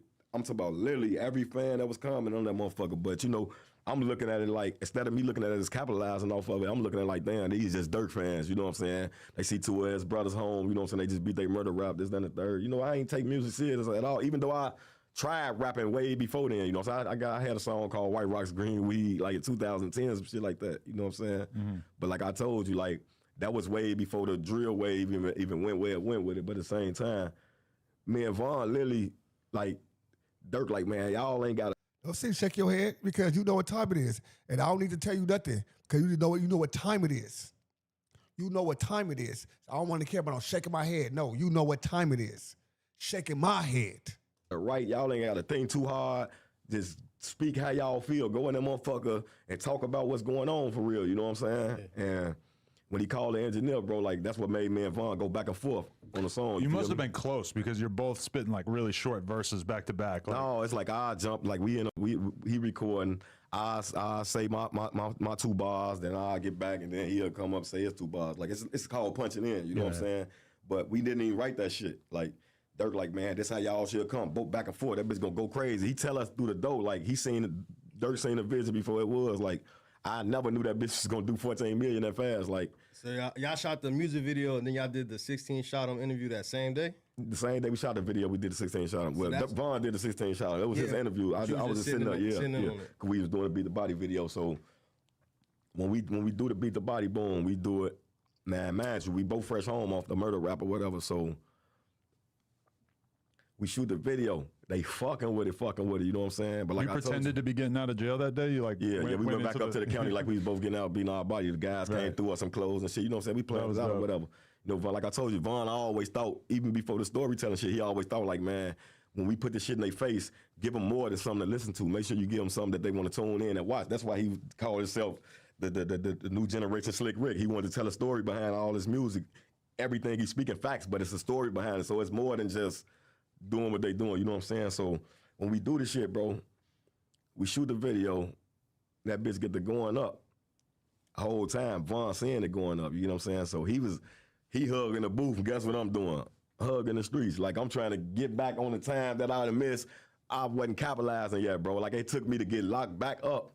And you know what I'm saying? Like I was just around. I was around Dirk showing us the way, showing us everything. I'm looking at like, man, at first I was looking at like, man, these is fans. I'm like, man, Von, tell him like, Zoo, we can do this shit, bro. Like, they on our dick. Let's do it. You feel me? 6 months after I beat the murder rap, I get in a high-speed chase to Chicago and shit. You know what I'm saying? Get caught a Drake case or whatever. So I had to sit down for 11 months for catching the case. You feel me? I sat down, you know what I'm saying, 11 months. I beat it in the emotion or whatever. So all the 11 months I was sitting in the county, that's all niggas coming on the news saying, like, damn, Zoo, you tweak, bro. You back in this bitch. Von out there turning up. He losing this shit. He losing. Salute. Appreciate the subscribe. This shit. So I had to really come home and play catch up. You get what I'm saying? But to be saying everything I'm saying, all this shit from me catching cases and me dropping that Beat the Body song, that got them people on my dick overly hard because like me and Von came home bragging about some shit and getting away with murder. You know what I'm saying? So when it come to cases, I don't give no fuck if it's 25 of us on the block, bro. Like if they smack that bitch, everything going on me. You know what I'm saying? So like I was in there 11 months. All while I was in there 11 months, Von capitalizing and shit. Whoop. I'm looking like, damn, I got to play catch up now. Like I just jagged myself, bro. Steady going. He working. Everybody saying, I'm like, man, I was just out there with him. But they saying he turned up. Little pictures coming through. It's looking better and better for a motherfucker. I'm like, damn, you know what I'm saying? So when I finally got out, that's when I got to taking rap serious. Like, you know what I'm saying? Start standing on my business, standing on everything. You know what I'm saying? Yeah. All right. So what I got? So I seen you early on, like. Hey, so you say that right? So, right? I feel you saw you say that Adam exaltation, all that stuff. But this one of his rare interviews that he got is with Adam 22. He don't got too many interviews. You know what I'm saying? He don't have too many interviews. You know what I'm saying? Straight up. So this is his rare interview with Adam 22. And then like you was part of the drill scene like early on because like you was in the Cam, what's the deal?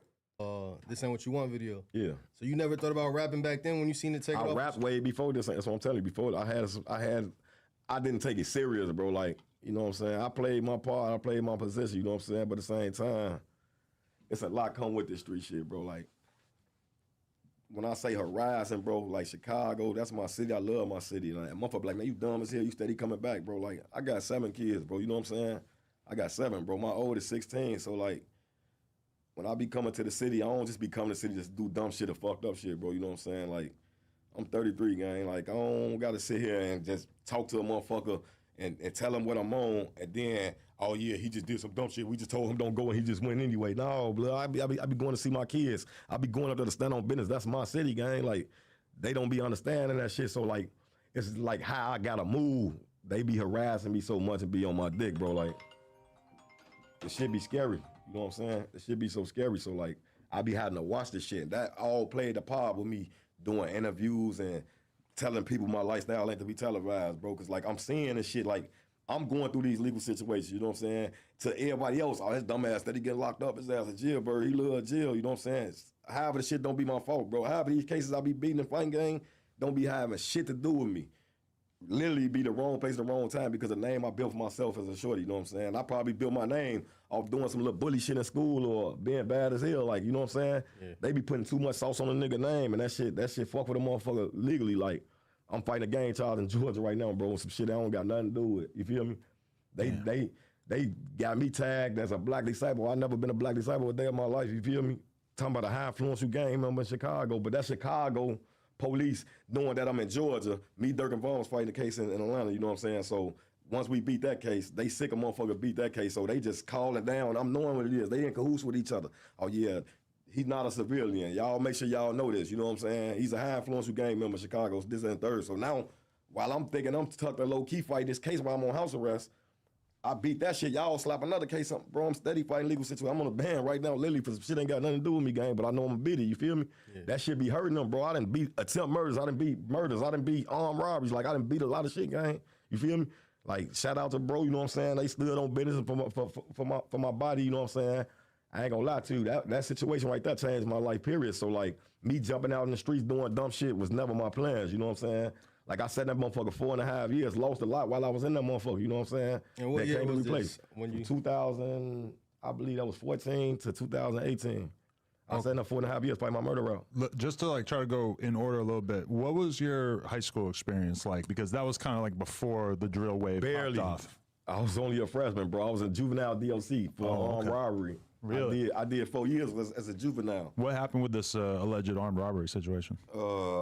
I was a juvenile, so my juvenile background, so it didn't really affect me because when I went to trial, lost trial. I lost trial as a juvenile. They didn't charge me as an adult back then because I was 13 when I caught the. But that took you out of high school? Yeah. Okay. Yeah, I was 13. I was in Chicago. This when I was out south with my mama, you know what I'm saying, on the low end, and from my block and shit. I was stealing cars in grammar school, bad as hell, you know what I'm saying. Man, that's my right hand man that's here with me right now, you know what I'm saying. So like. Me and bro used to be bad as hell when we was kids. We was youth, pilling up this one. You can pill up the car, stealing cars and shit. My OG really ain't had no control over me, dog. My grandmama raised me, so my mama really like, you know what I'm saying? She was hard on me, but at the same time, like, she couldn't control me. So like, she had sent me down south with my grandma moved from up north when the situation happened. My grandma had moved down south or whatever. So my mama sent me down south for a family reunion for my great grandmama family reunion, and I never made it back to Chicago when I was 13. You feel me? It's a crazy story, you ended bro. up stealing a car down there? No, I'm gonna tell you the situation. It was a crazy story, bro. So gas the V12, let the pipe smoke. Smoke. Come on, Nip. My OG sent me down there with my grandma and shit. It was in Cairo, Illinois, to be exact. You know what I'm saying? She sent me down there because I was stealing cars in Chicago. She ain't had no control over me and shit. So I'm down there for the family reunion, so when everybody leave, they tricked me and went back to Chicago with all my family from Chicago and left me down there with grandma, but grandma raised me, so I ain't mad, you know what I'm saying? So I'm going to school down there and shit with grandma for a little bit, and I got fed up, like, man, this ain't me, I don't fit in down here. Like, everything was off, the whole town shut down at 6 o'clock in the afternoon. Those stores open, the whole city be dead. But I mean, it was busting down there. Don't get me wrong. I fuck with Cairo hard, you know what I'm saying? Like, I met a lot of people. I know they be looking at me now like, damn, he was down here when he was shorty, but my OG sent me down there. So I was kind of bored down there because I'm used to the city, the fast life. So I had, it was a little nigga that was already incarcerated with the cliques I was hanging with down there. I was fighting a lot down there and shit. So everybody I was fighting and shit, they like, man, your little ass rough as hell, you man. I said, Chris Howell, ooh, this and third, he stay in jail. I'm like, nigga, I ain't never been in jail down here. How I remind y'all of him? But when he ended up coming home, me and him ended up being cool as hell, locking in. So I lock in with him and shit. So we just down there just doing bad. That was my little rappy down there just doing bad shit and shit, you know what I'm saying? And his brother was in a high-speed chase one day down there. The town's so fucking small, I think it's like 35 blocks, you get what I'm saying? His brother was end up in a high-speed chase down there, bro. And back then, like I told you, I'm 13, so I'm thinking some shit like a movie. I'm already plotting, because I'm bored down here, plotting in my head, like, man, how the fuck is I gonna get back to Chicago? Yeah. I ain't got no ID. I can't drive 9 hours from Cairo to Chicago. That's all I'm thinking. So I'm sitting on my grandma's porch one day, bro, and his brother was in a high-speed chase in the little Impala. She fly past. He had like 7 cars on him, you feel me? But he took them all the way from uptown to downtown, back around the blocks. But it's the projects, they projects was like little row houses across the street from my grandma's crib. It's a way in this way and a way in. It's only 2 ways in through the whole project community, you feel me? Ain't no back roads or nothing. So I was trying to see, like, if you in a high-speed chase, he fucked them people up, bro, and it excited me. And I pulled the caper, man, that I ain't even had no business doing, bro. But this is how I end up doing juvenile life and shit. So I'm sitting on the porch and I'm watching him and shit on a high-speed chase, but I knew who Impala was because I was hanging with his brother, you feel me? Yeah. So he go uptown, back downtown, go back uptown, but when he seen there was so many cars on him, he went into the projects. So when he went in projects, you know what I'm thinking in my head, like, oh, they finna box him in. It's only 2 ways in. They finna go in both ways, you feel me, and cut the front off. So the man went through that motherfucker, bro. I seen the cars going in the front, seen the cars going in the back. So I'm just sitting waiting to see what's gonna happen. I ain't get up. I'm just sitting on the front porch and watching everything. Guess what I see, man? This nigga walking through the projects, bro, like ain't shit happened. The nigga went through the back of the projects and hurry up, made it before the cars can get back there and threw a car cover over the car. You feel me? And walked to the front. So when he got away, I got on my mind like, man, I'm finna use him as my getaway driver. I'm thinking about here like, man, whatever the fuck I'm finna do, I'm finna get back to Chicago. You feel me? And man, I was plotting for like 2 weeks, man. I robbed a motherfucking liquor store down there. I think it was on 2nd Street, bro. I was 13 years old. I robbed a liquor store, but I was plotting with my homie. I told him, like, man, I need your brother to be my driver. You know what I'm saying? He fucked the people up that day, you feel me? Like, I need your brother to be my driver. He like, I'm going to holler at him, Walter Bam. His brother was acting like he was with it, bro, but that was my fault, like, you feel me? I met him how I met him, gang. Like, we wasn't cut from the same cloth anyway, so that was my mistake as a shorty. I was a young nigga, young and dumb, you feel me? We had plotted. His brother was telling me, like, man, shit, we can hit this liquor store. We might as well hit the one uptown, too, you feel me? So back then, you know, where they do the scratch offs and play the lottery and shit. Mm-hmm. Me as a young nigga, guess what I was thinking in the lottery machine? Yeah. Millions of dollars. That's what I thought. Right. I ain't know no better. You know, I'm watching movies and shit. I did some fuck shit, man, on my kids. We plotted out, planned out. We ended up robbing a liquor store. I run them motherfucker, lay them down. But I'm so young to be in a liquor store. It wasn't nothing but a liquor store. They only play lottery and liquor. So I had gloves. I don't know how the fuck. I think I took my glove off or whatever, or I don't know what the fuck I did when I was shorty, but I had one through the whole case once I got arrested. Shit, my fingerprint was on the counter, my index finger or whatever, you feel me? I had robbed the liquor store and shit, man. So actually the nigga that I told y'all that I clicked up with and got locked in with, he was already in jail for armed robberies as a shorty down there already, so he had a rap sheet. So they end up arresting him and letting him back go just to grab me with him. So he had called me one day to kick it with me, man. You feel me? And I pop out with him again after we didn't get shit, but like I'll say like $900, bro. I promise you. Like after the whole liquor store, like on a robbery, and broke it down 3 ways. Like I was disappointed in myself. Like damn, it wasn't even shit. But we got away and everything. But he ended up getting arrested. I guess his felines or some shit. He had the same shoes on that he had. They grabbed him. But they let him go just so he can grab me too, you feel me? Right. So they ain't do nothing but give him a parole violation if he would have wrapped me up with him or whatever, you feel me? So I had popped out with him one day, man, and they just smacked the projects. I appreciate that. Oh, what I had to do. 100 cars, you feel me? Booked me, I got locked up. And then they was telling me like, man, you know what I'm saying, 14, you will be tried as, we could still hold you till you 17 and try you as an adult, you feel me? So all while I was sitting in the juvenile down there, I'm just thinking, I told my mama, like, man, I'll take juvenile life before I had to go get transferred from juvenile to the adult facility, you know what I'm saying, to do all that. So I just took they left me as a D number, because when you a juvenile, you either a felon. If you an F number, that means they charge you as an adult or a delinquent. I got charged as a D number and just took a little time, you feel me? I did 4.5 years as a juvenile, so my whole high school years was over with, you feel me? So what I did that incarcerated in Little Joliet, Little St. Charles, and Harrisburg, you feel me? What was that like? Was it like, did that change you a lot being around all these crazy ass kids? I mean, I've been bad as hell all you were my kind of life the worst anyway, one. so like, yeah. Out of my mama kids, like out of all her kids, I think I was the worst one, so. So how many years of your life you think you spent in jail? Because you said that was a bit. Bro, I tried to do the math. Like, I was on live the other day really trying to count, bro. I realized I gave the system a lot. I counted 12, but I believe probably more than 12. Like, if you put it all together with little bullshit, little times, I done sat 3 months, 6 months. I tried to do the math, bro. But I done jail. My rap sheet so fucking long, bro. I've been in jail a million times. But, like, I ain't been to the adult joint besides, like, 7 times I've been to the adult joint, but 2 times was only for a conviction, and the other 5 times was parole violations. You feel me? So I ain't got no background. I got a rap sheet as far as getting locked up. Like my arrested rap sheet long, but I ain't went down for no drama or no. I never did no long period of time in the penitentiary. I always sat in the county and fought my shit. You feel me? So I ain't got no background for real. I got 2 guns in my background. One of them unconstitutional. I just got expunged. And I'm working on getting another one expunged. But hell yeah, man. But I done elevated way harder than that. Like I don't even be on that type of time no more. I used to be bad as hell though. Don't get me wrong, bro. Like, but how would you describe how you fit in that environment when you're doing and juvenile? Through the jail? Yeah, bro.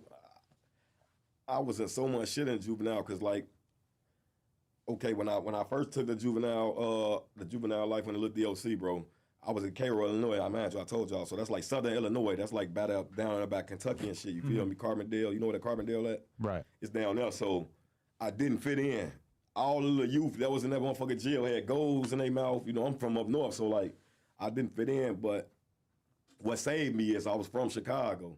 So you know what I'm saying? When I first went to the little juvenile joint, they transferred me from the detention center to the joint. And I was fighting down there in Harrisburg like a motherfucker, you feel me? But they was shipping a lot of other guys out. Like in Harrisburg, it was like a medium max. By me having an armed robbery, I was on a medium max deck, so you feel me? I'm fighting so much down there.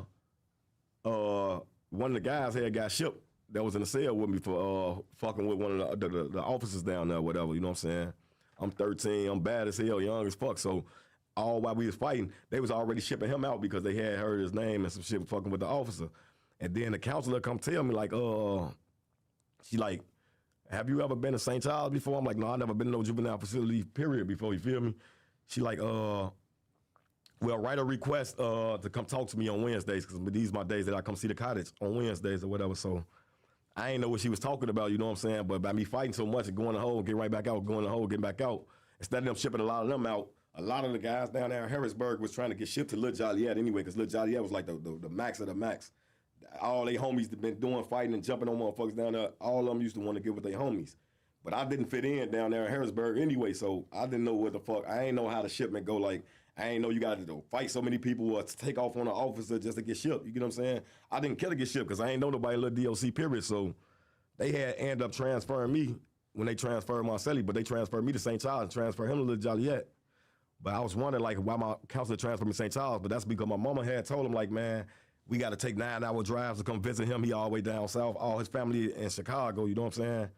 So once I found out how the system going shit, I was trying to get transferred to IYC Chicago, but I was maximum security, so St. Charles was like a medium, but it wasn't no max, but it was it was going up. That bitch was busting, you feel me? I ain't last long down there for 2 years though, out of my whole little juvenile bid. Like, once I got used to that motherfucker, I got to sending that bitch up, you feel me? Because I got to seeing everybody from Chicago now. Like down here, it's people from East St. Louis, Mount Vernon, Carbondale, you feel me, and Harrisburg. So once I got to St. Charles, I got to seeing everybody I know from the city, and that shit just turned.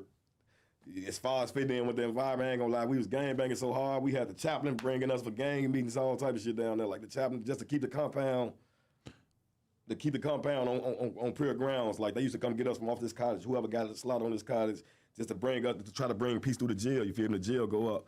We got to send that bitch up so much, they shipped me to Lil Joliet. So I did 2.5 in Lil Joliet, and I did like 6 months in Harrisburg, and then probably like 2 years in St. Charles. And you got out when you were what, like 18, 19?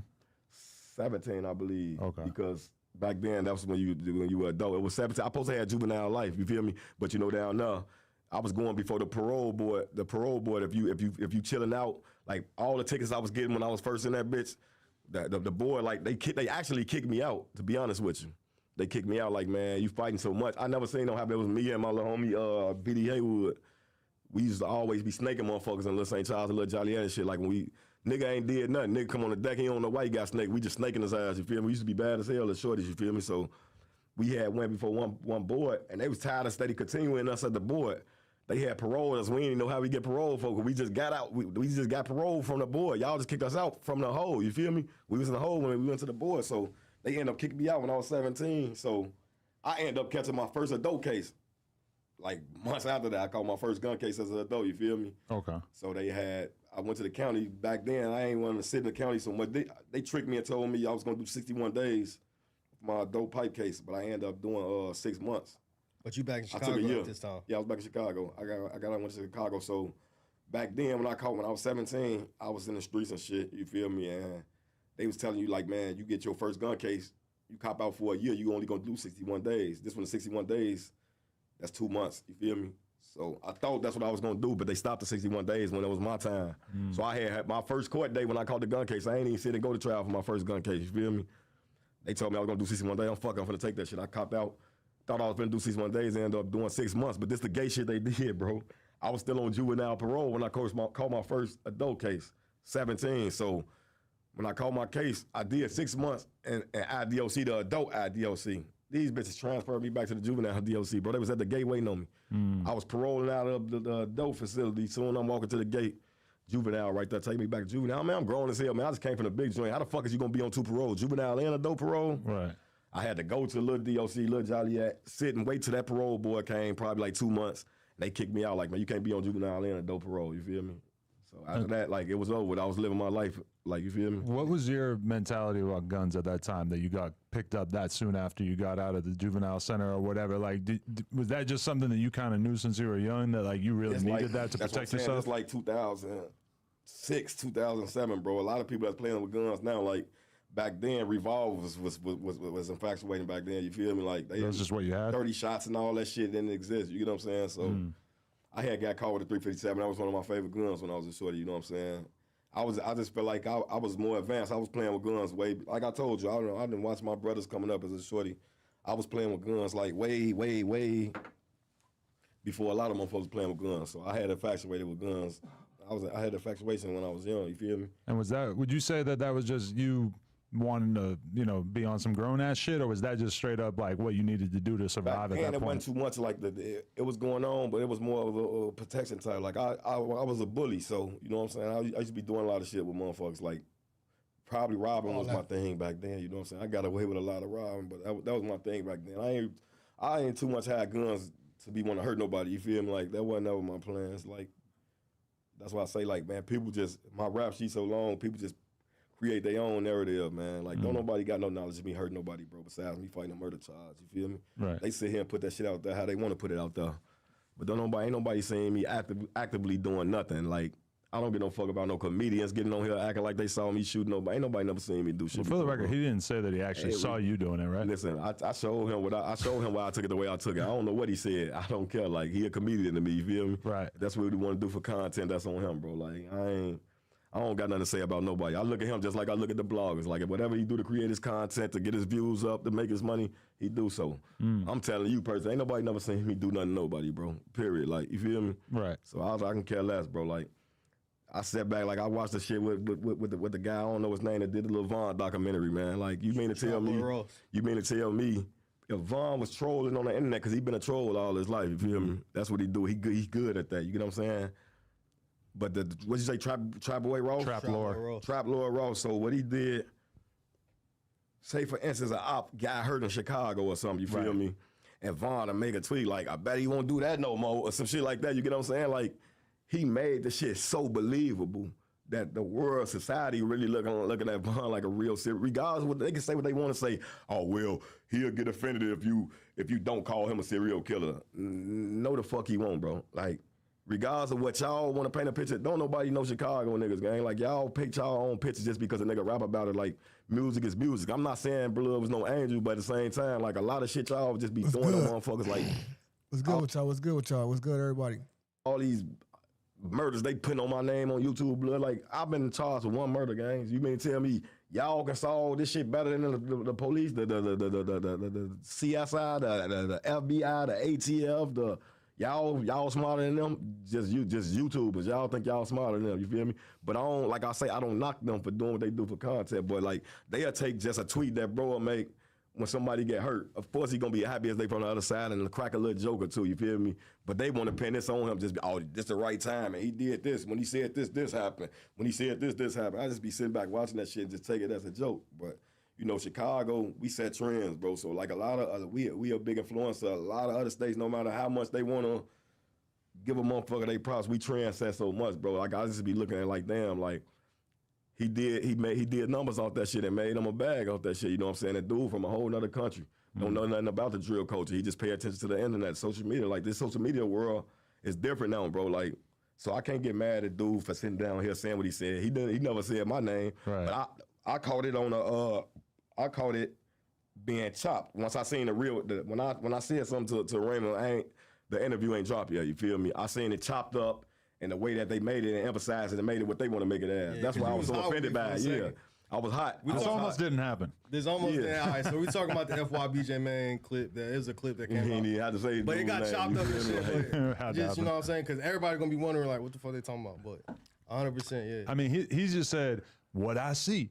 THF shooting at blank, and you know he's kind of like implying. I've been my own boss right? though. You feel me? So he couldn't have been talking about me when he said a one dude did this for, or a dude did that for. Like, I'm Zoo, bro. Before any of this rap shit, I've been Zoo. I ain't gonna bite my tongue about shit, gang. Like, dude don't know me. I ain't never seen me a day in his life. I never been incarcerated with him. I never been on the streets with him. Not my caliber type of nigga, but at the same time, like I told y'all, a lot of shit be for content. He do his whoops or swings or whatever the fuck he call that shit, you feel me?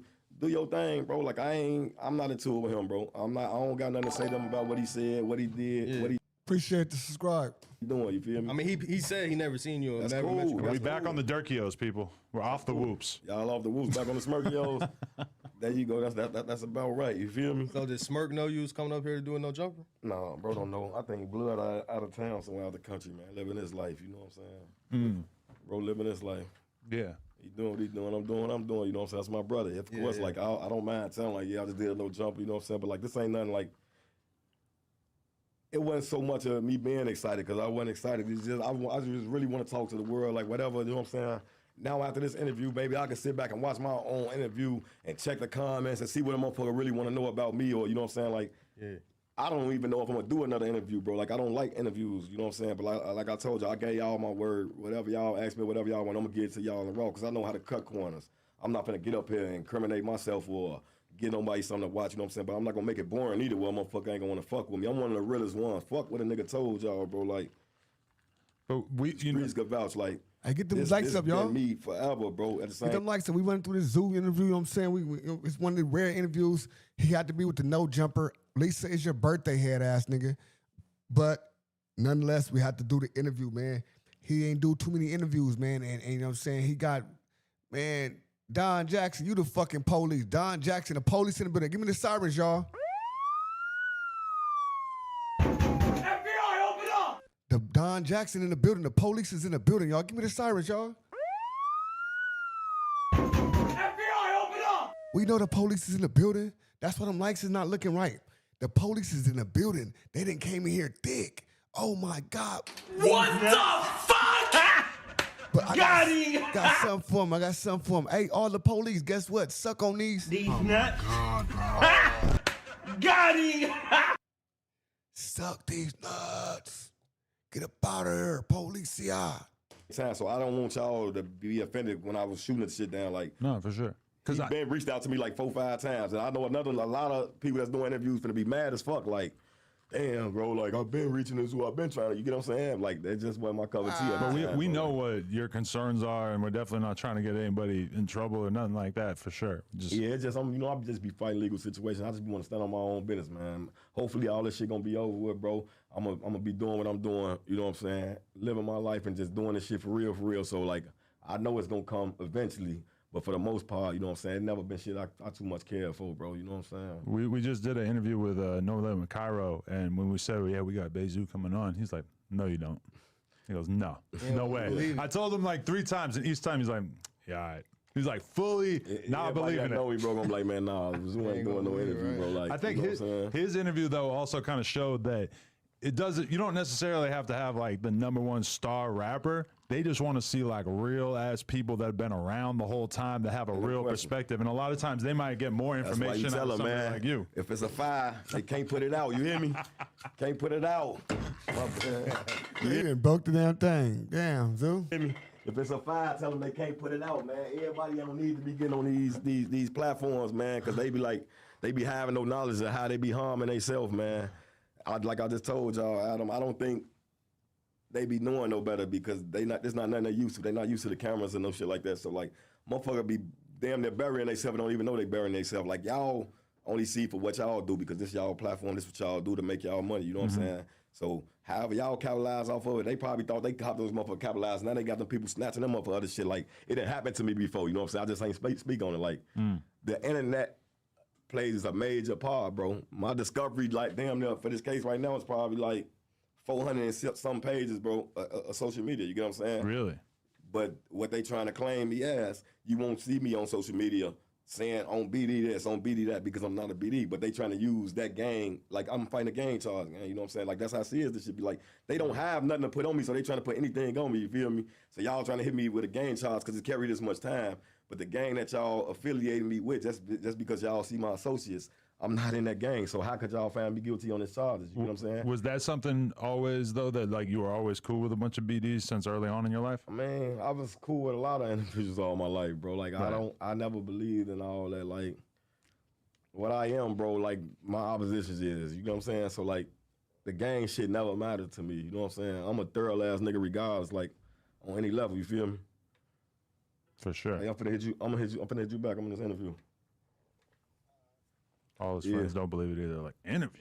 I just saw his face. Yeah, but like I said, like it never was about the gang shit with me. Like, you know what I'm saying? I'm just fucking with who 100. Like, you know what I'm saying? It don't matter what you is, bro. Like, I got GD friends, bro. I got BD friends. Like, that's why I tell y'all. Like, I sit and watch these platforms and watch how they play this role. Like, it's a GD BD thing in Chicago. I guess to the rap wave, to me, a bunch of niggas goofies. You ask me, gang. Like, man, that shit. Happy birthday to who? You got a birthday to him. Lisa, it's your birthday. Happy birthday, Lisa. That's not what's going on in Chicago, for real, man. Like, we know who you're into it with. We're just gonna try to act like we don't know. It's set tripping. Now, I ain't talking about who I'm into it. I'm talking about the general. Like, they act like it's a GD-BD war that's just big as hell. Like, yeah, it was once upon a time, bro. But like, the city is into the city, bro. I don't give no fuck what you is. You from that block, your ass. You riding with them, you getting your ass spanked with them. You feel me? Niggas is out there getting killed guilty by association. Yeah. Niggas getting killed, probably going serving the motherfuckers some weed. Don't even know a nigga. Oh, he know dude. We getting in for dude. And we gonna make them feel the whole time. They find out later on. Chicago just fucked up. Period, bro. Like it don't matter what the fuck you is. You know what I'm saying? Right. Did you? So you said you were trying to rap and stuff before the whole drill shit popped up. Did you know Sosa or Fredo or Reese or any of these guys before they started blowing up? Yeah. Like you know what I'm saying. I've been knowing Dirk, I believe, since if not 2008, 2009. You know what I'm saying. Rest in peace, D-Thing, bro. Like D-Thing with the Dunbar with my brother Real. You know what I'm saying. It was D-Thing, Chino. Rest in peace, Chino. That was Dirk manager.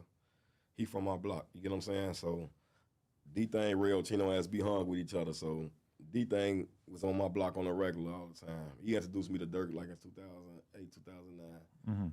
But I never was a block hopping type of person back then, bro. Like I don't be doing all that, just going. Even like I got peers from a lot of different blocks, but I fuck with them. Just because I fuck with you don't mean I fuck with your niggas unless your niggas fuck with me. You feel me? Like I never been a friendly type. You know what I'm saying? I was the type of nigga that used to always just be on my block. You know what I'm saying? That's how I'm coming now. Like I don't be with the block hopping shit. Everybody be cool, but I keep it on the mutual grounds. You know what I'm saying? That's why the back door be open for a lot of these niggas, because they be thinking everything be cool, lollygagging, you going over this set, get into it with your own block because you fucking with this set, and nigga clip you and backdoor you. You ain't had no business being over there anyway. Be with who you grew up with. Be who you know what I'm saying? Like, I told y'all, our city so built with hate, so I never been a block hopping type of nigga anyway, but I fuck with niggas though. Like, my relationships be genuine because niggas know I'm thorough, so they gonna fuck with me. Like, and some of they guys fuck with me, some of them shake a nigga hand and stab a nigga in the back, like, but they ain't gonna show it. Like, the thing about me, a nigga gonna respect me in my presence. That's all that matters. You know what I'm saying? I don't give no fuck what no nigga think about me. A nigga ain't gonna, as long as a nigga don't cover no corners and bring that shit my way, you can go and keep it moving. I'm gonna reciprocate the same energy you give me. You feel me? I ain't never been with the friendly shit like hopping around. So yeah, I knew Reese. I knew bro and them was already rapping. You know what I'm saying? Sosa, all them. A lot of my little guys from my block hung with Sosa and them. You feel me? When they all went to school together and shit. You know what I'm saying? So I gave jail most of my life, so when the drill culture was coming about, I stayed my ass in jail. You get what I'm saying? I was always in jail. I was out for this ain't what you want, but I stayed my ass in jail, bro. Like, this is as long as I really, really been trying to keep it going before I just caught this other case. You get what I'm saying? I think I was just out for like, the longest I ever been, I was probably like 2 years, bro. Out of my whole life as a youth coming up to now. 2 years the longest I ever been out of jail. You get what I'm saying? So what was that like though when you started seeing drill music like taking over? It's like your real life kind of playing out in music, and the whole world is getting captured by it. I feel like we them, bro. You feel me? I feel like we them. You know what I'm saying? Like my block personally, bro. It's about 15 rappers on my block. You know what I'm saying? Like I be feeling like niggas don't begin. I can't even call them my little bros and nothing like that because we all brothers. I don't be like little boy and no motherfucker. Mm-hmm. But you know, niggas be seeing the talent, bro. You know what I'm saying? We got some of the hardest motherfuckers in Chicago right now. THF Lil Law, THLG, baby, you feel me? The city rock with them regardless, you feel me? But at the same time, like, if our city was together, like I told you, like Atlanta, a lot of niggas be on game, but everybody want that spotlight, you feel me? Motherfucker don't, everybody want to shine at the same time. It's a lot of hard motherfuckers from my block, so rapping been going on in my community forever. Like, I bet my little bro done been, before I thought about rapping, little bro done already been rapping, you know what I'm saying? G-Baby been rapping since he was like 9. You know what I'm saying? He got a passion for music. I had to grow a passion for music, you know what I'm saying? Like, I ain't like music, I was just doing this shit just because of who I am. But I had to grow a passion for it, you know what I'm saying? Like, music is therapy for some people, you know what I'm saying? Like, I listen to music, I'm a bass head. I play music 24/7, bro. I don't watch TV at all. Really? You know what I'm saying? So, certain songs that I can relate to, you know what I'm saying, I can vent to, it's like therapy to me, but I don't really listen to nobody but the guys. So a lot of these niggas be cap rappers, gang, you feel me? Once I feel like you're a cap rapper, I don't be into the shit no more, you know what I'm saying? You listen to anything outside of the rap stuff? Yeah, I listen to the Detroit scene. Oh, okay. You know, Future, one of my favorite rappers, bro, you know what I'm saying? ESTG, you know what I'm saying? Outside of the guys, I just listen to a few, you know what I'm saying? But like, I don't really listen to a lot of these niggas, I ain't gonna lie to you. No R&B? I'm starting to like R&B. I mean, I've been listening to R&B since I was shorty, but you know what I'm saying? Right. I just be thugging, bro. I don't more know. now? Like I told you, music therapy to me. So I just like listening to music, bro. No matter what it is, you know what I'm saying? R&B. You know, my new name finna be Stupid Cupid, y'all. I'm finna be start doing this soul for the ladies, man. Oh, we need that. I'm trying to change it over. You know, I'm always showing the signs of aggression. You know, I'm gonna try to change it up for them this time, man. I got something for they. So you had a relationship with Dirk, but how did you meet Vaughn? Was it separate, or you met Dirk through Vaughn? My brother Lil Vernie introduced me to Vaughn, I believe 2012. Yeah, I think I met Vaughn like 2012, you know what I'm saying? You know, I can't speak on how me and Vaughn locked, but that was, you know, that was my boy. Like, Vernie brought him around, you know, Vernie, that's my dog, you know, man, you know, he paralyzed right now. Is this Vernie in the wheelchair? Yeah, bro is 100% him. The muscle. The muscle for sure.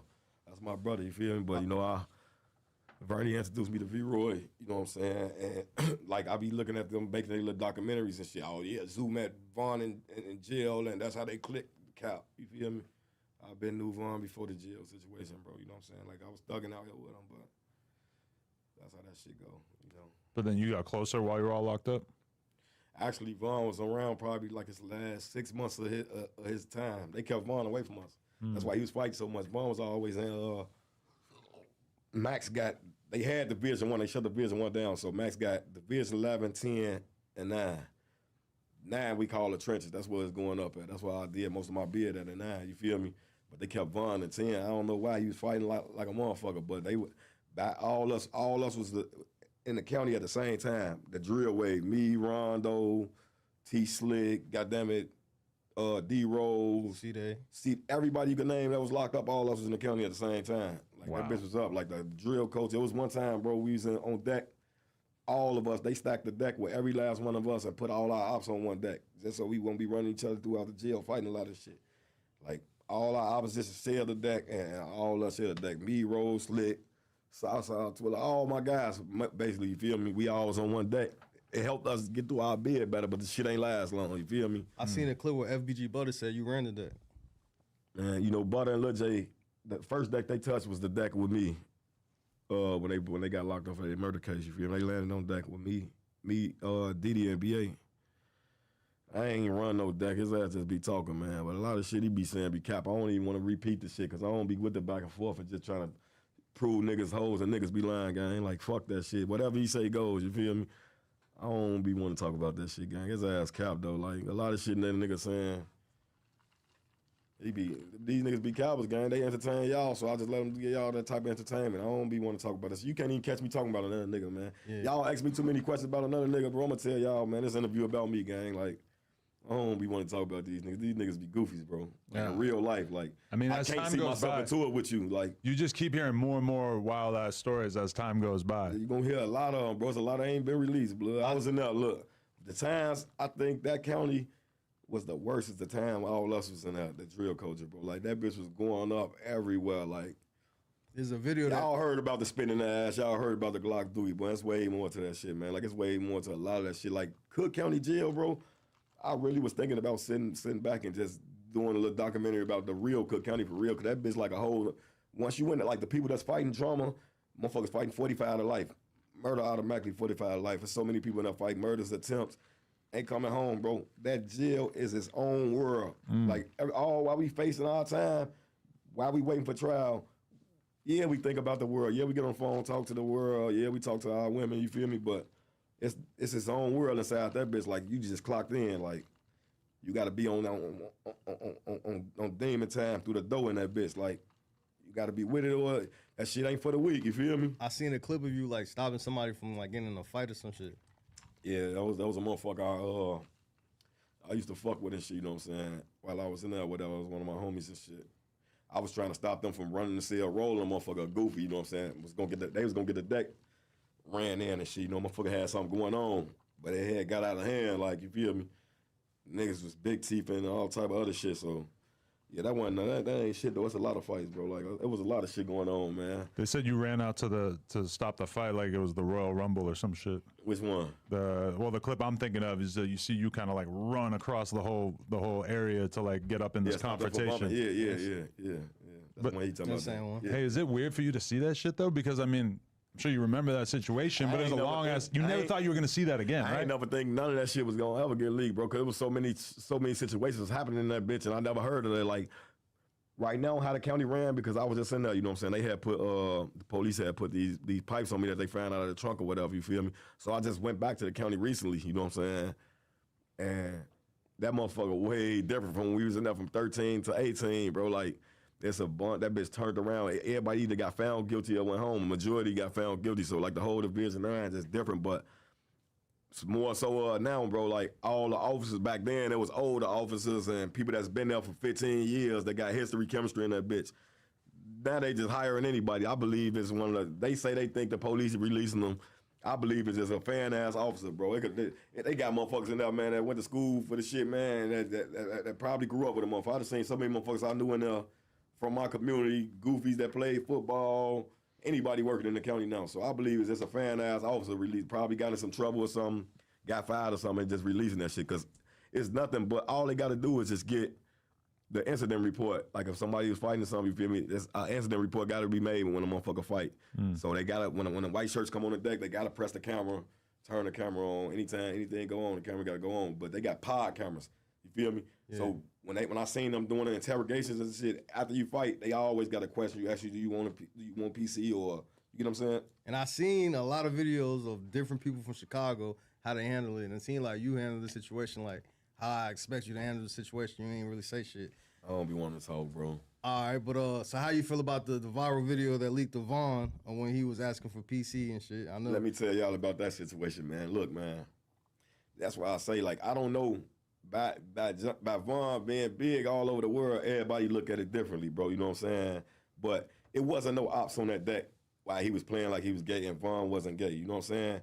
In Cook County Jail, bro, niggas do so much shit. They stick ink pens in their dick just to go to outside world hospitals just so they can see bitches and jag off to them. You feel me? They swallow double-A batteries out of the remote for the TV just to go to an outside hospital. You feel me? So it be so many incidents that the officers got to deal with in that jail. And the inmates find a way to find a tactic. Like if the division locked down, a motherfucker, I'm finna try to get in traffic. That's what they call it, get in traffic. I'm finna try to go to Cermak.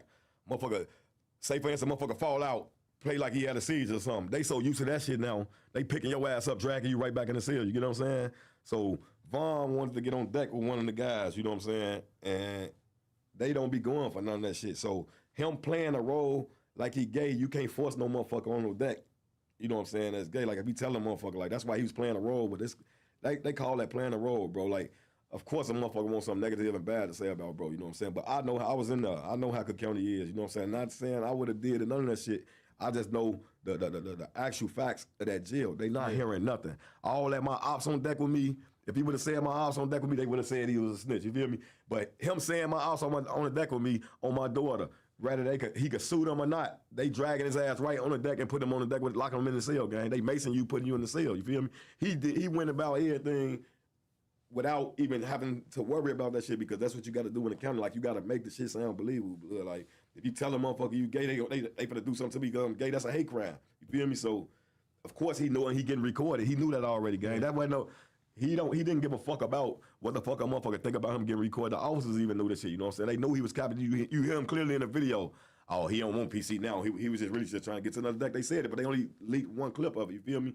That's how Cook County is, bro. Like, you could be walking out of your cell and have blood coming up out your shit. Blood. If they don't feel like they feel like you did it on purpose, your ass going in that cell and you will get written up later. You feel me for the shit? But at the same time, you gotta do shit like get somebody drugs when they do the pill call, because the officer gotta be right there when they doing pill call. Somebody that's on psych meds or something. You feel me? And you gotta stack the drugs up. Shit like that. They have to move you around. You feel me? You get like 10 pills and act like you swallowed them bitches, you feel me? You can OD, you can die. So that's something severe to the point they have to take you in traffic. They have to get you, you know what I'm saying? If it ain't nothing that serious, it's only so much you can do on the deck to get off the deck. All that, my ops over here, this deck weak as hell, I want to go on another deck, send me to the hole, none of that shit. You can say I'm going to the hole, I don't want to be on this deck all day. On my daughter, they gonna mace you and drag your ass in that cell. You gonna be sitting in that motherfucker maced up, damn near finna die. I know Cook County Jail, bro. Division 9, maximum security. Half of these niggas that be having something to say blood probably ain't been in no max prison, and where they got to know how the laws is as far as getting in traffic or getting off that deck. You feel me? The deck was a Christian deck, blood. Who the fuck want to be on a Christian deck and all the gang in the same building on the other floor getting busted? You feel me? They got microwaves, all type of shit. You feel me? Like the Christian deck, I'm sure they probably got to go to Christian service while they on the deck. It's a privileged deck. You get what I'm saying? If you're on a Christian deck, it's a privileged deck. Like they probably get all out. But it's probably like a bunch of old motherfuckers. Vaughn was a young nigga. Who the fuck want to be on the deck with 40-year-olds and 50-year-olds, you feel me, trying to do their time? They on this deck, Vaughn wasn't gonna do nothing. Like, it didn't got so serious, bro. Like, we did shit like way out shit, bro, that y'all don't know about, bro. Like, we literally grab sheets, and it's a pole that go on the top of the deck, bro. We'll grab a sheet. The police act like they don't want to do nothing for us or get us banked off the deck. So when they pop our doors and let us out, when one motherfucker do something, they locking the whole deck down. So niggas don't get no fuck, but we doing something to get off the deck. I used to run out my cell, bro, with my sheet and hurry up, and it's a pole just like this, bro. We literally climb all the way up the pole, all the way to the ceiling of the deck, bro. Tie the sheet up there and hang on that motherfucker like a tent. Literally. Go get the superintendent, I'm hanging myself, you feel me? Yeah. They can't climb up there and try to get you down, because if you fall and kill yourself or hurt yourself, it's gonna be on them, you feel me? So like, it's certain tactics we used to have to pull with them people just to get shit done, bro. Like, people don't know how that jail shit is, man, because they ain't never been through it, so everybody gonna get their own perspective on how that shit is, bro. Yeah, even though we know he was like working his move type shit, you was still like shocked to see. Ain't shit gay. No, I wasn't shocked, bro. Ain't shit gay about blood, man. That's either here or there, though. Like, I mean, everybody gonna always have their own point of view, how they look at shit. I mean, if y'all want something negative and bad to talk about, that's y'all perspective. Everybody got the right to their own perspective. You feel me? It's just crazy because, like, you know, like you knew him as an actual person. I knew him as like a rapper, but then he passes, and there's like all these narratives about him are so viral. Like they start talking about him like a serial killer. All of a sudden they talking about Vaughn like crazy again. Then that shit comes out, gives people opportunity to say like, oh, he wasn't really hard like that or whatever. It's just like he's such a viral character. Man. That Vaughn was just what he was, man. Everybody know it, man. Vaughn. He was what he was, bro. He what a lot of niggas want to be, bro. You feel me? Did you actually? I'm what a lot of these niggas want to be. Ain't no secret, gang. Like these real facts, man. Like. It ain't too many niggas, blood. Like, all the real niggas either dead or gone, bro. Like, our city just fucked up now, bro. Just pay attention to the social media thing. Like, we finna speak on that topic with the push and peace shit, because I'm with whatever my people with. You know what I'm saying? I never condone and none of that shit. Like, all the senseless killing that's going on in my city, the little kids getting killed, the women getting killed. You know what I'm saying? I know. Oh, that's THF. Oh, I thought that should say the whole time. That's THF. Oh, that she from Chicago. Oh, he from Chicago. Oh, for sure. He part of it, bro. Shit. All right, I thought that said the. Man, my eyes water. I got bad allergies and shit, so my eyes be watering and shit, bro. Like bad. I thought that should say the Big Dave. That say THF Big Dave. All right. My bad, fool. On game. Nah, for sure. Shout out Chicago. Shout out to Shot. Chirac all in the building. You already know. Shout out to bro, you know what I'm saying? Rest in peace to bro. I'm just running this interview, you know what I'm saying, at 12 o'clock, you know what I'm saying? Just give, you know what I'm saying, bro, some little shine. This one, like, he did a couple of interviews. I think this one, Vlad one, but I chose to do the Adam 22 instead of Vlad one. I don't know. You know what I'm saying? I'm one of the major influences that corrupted my cities. I don't mind trying to help bring this motherfucker back, bro. Fuck who don't like, fuck who ain't with it. You get what I'm saying? Like,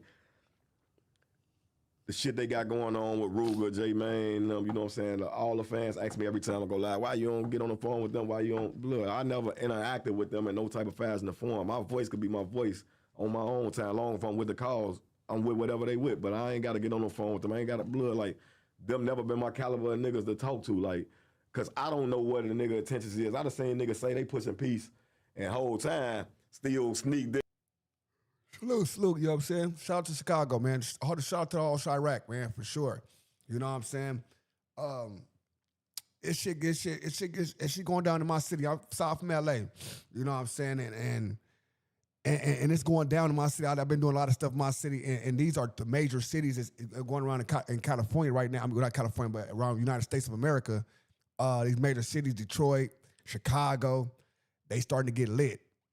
It's starting to get lit. I've been watching certain things. Like they starting to get lit. You know what I'm saying? So I've been watching. You know what I'm saying? I haven't seen New York get on fire yet, but I see New York just flaring up a little bit. But I start seeing other cities get lit. Like it's like a late summer. You know what I'm saying? So, you know, I got to make sure I tap in for sure. And trying to make it a still BD situation and say a motherfucker blackball. Like, if you pushing this shit, bro, push this shit completely. Don't be flies. Don't front for no internet because money involved. Don't stunt to the world like this how you come. You feel me? Like, I'm more type of a nigga. I'm taking sacrifices. You feel me? I'll get off the band. I'll pull up on niggas' block. What's up? What we doing? We into it or we squashing this shit? How we coming? Like, I'm going to take them chances because I know how I'm coming. You feel me? Half of them niggas ain't finna pull up on no motherfucker block and stand on shit. They just following the lead. One nigga doing it, everybody else want to follow suit, bro. I ain't no following ass nigga, you know what I'm saying? But I'm with all that shit, bro. Like, we pushing peace. However, like, I'm seeing the shit going slowly for shorty, but I want to bring my city back where it used to be when I was coming up having fun. That's what they do to us. First, we catch the body, they put us in jail for life. So 2 families were destroyed. And we keep going over. It's a cycle, spinning cycle, back and forth. You see bodies on both sides and been dropped. And you see the cycle. You see the shit in LA with the Hoovers and the shit going on with all the people they beefing with. You see in the cycle.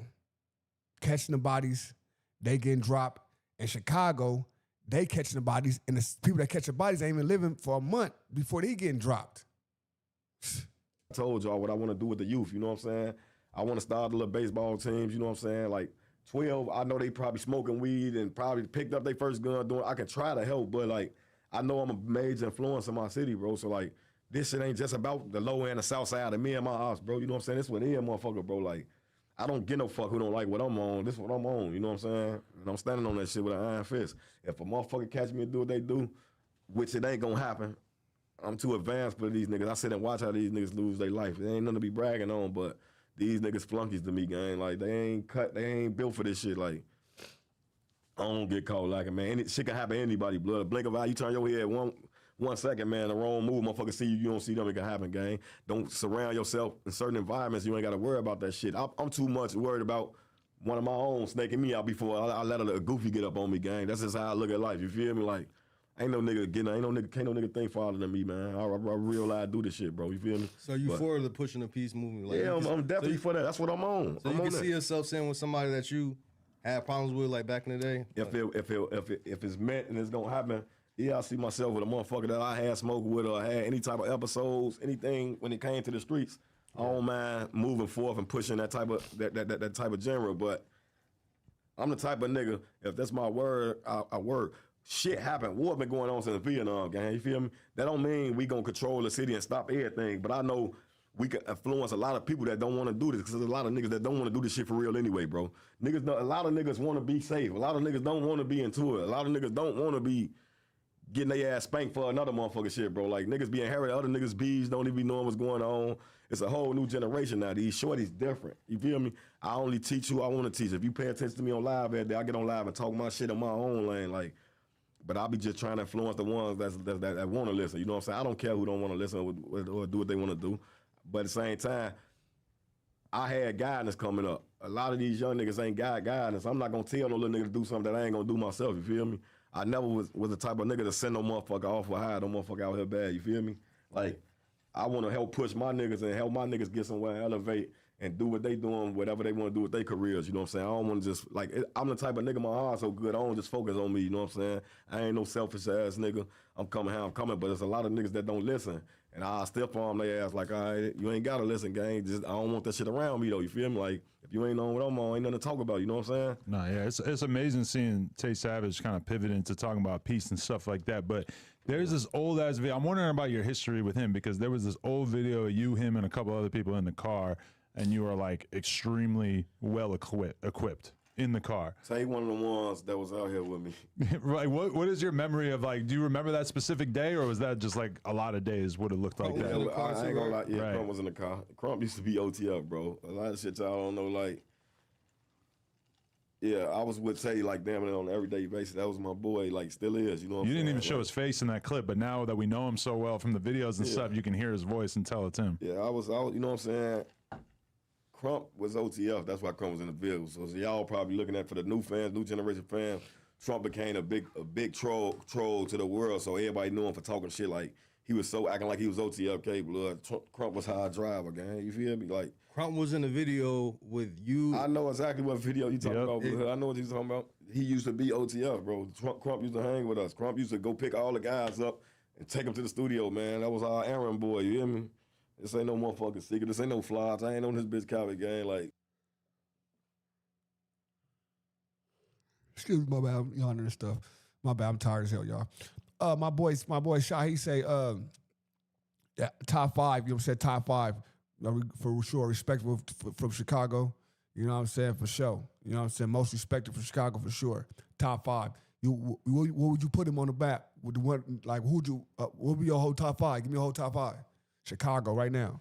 Give me your whole top 5, buddy. What's up, my boy though? You know what I'm saying?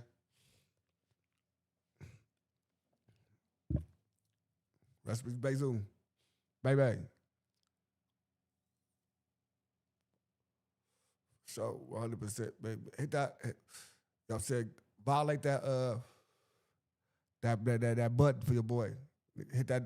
Destroy that like button for your boy quick. Destroy it. You know what I'm saying? Push the button one time for your boy. Push the goddamn button. Push the goddamn button. That's all I ask y'all to do to push the button one time for your boy. Them things is free. The support is free. You know what I'm saying? Push the button. When did that end? When did you guys stop being cool?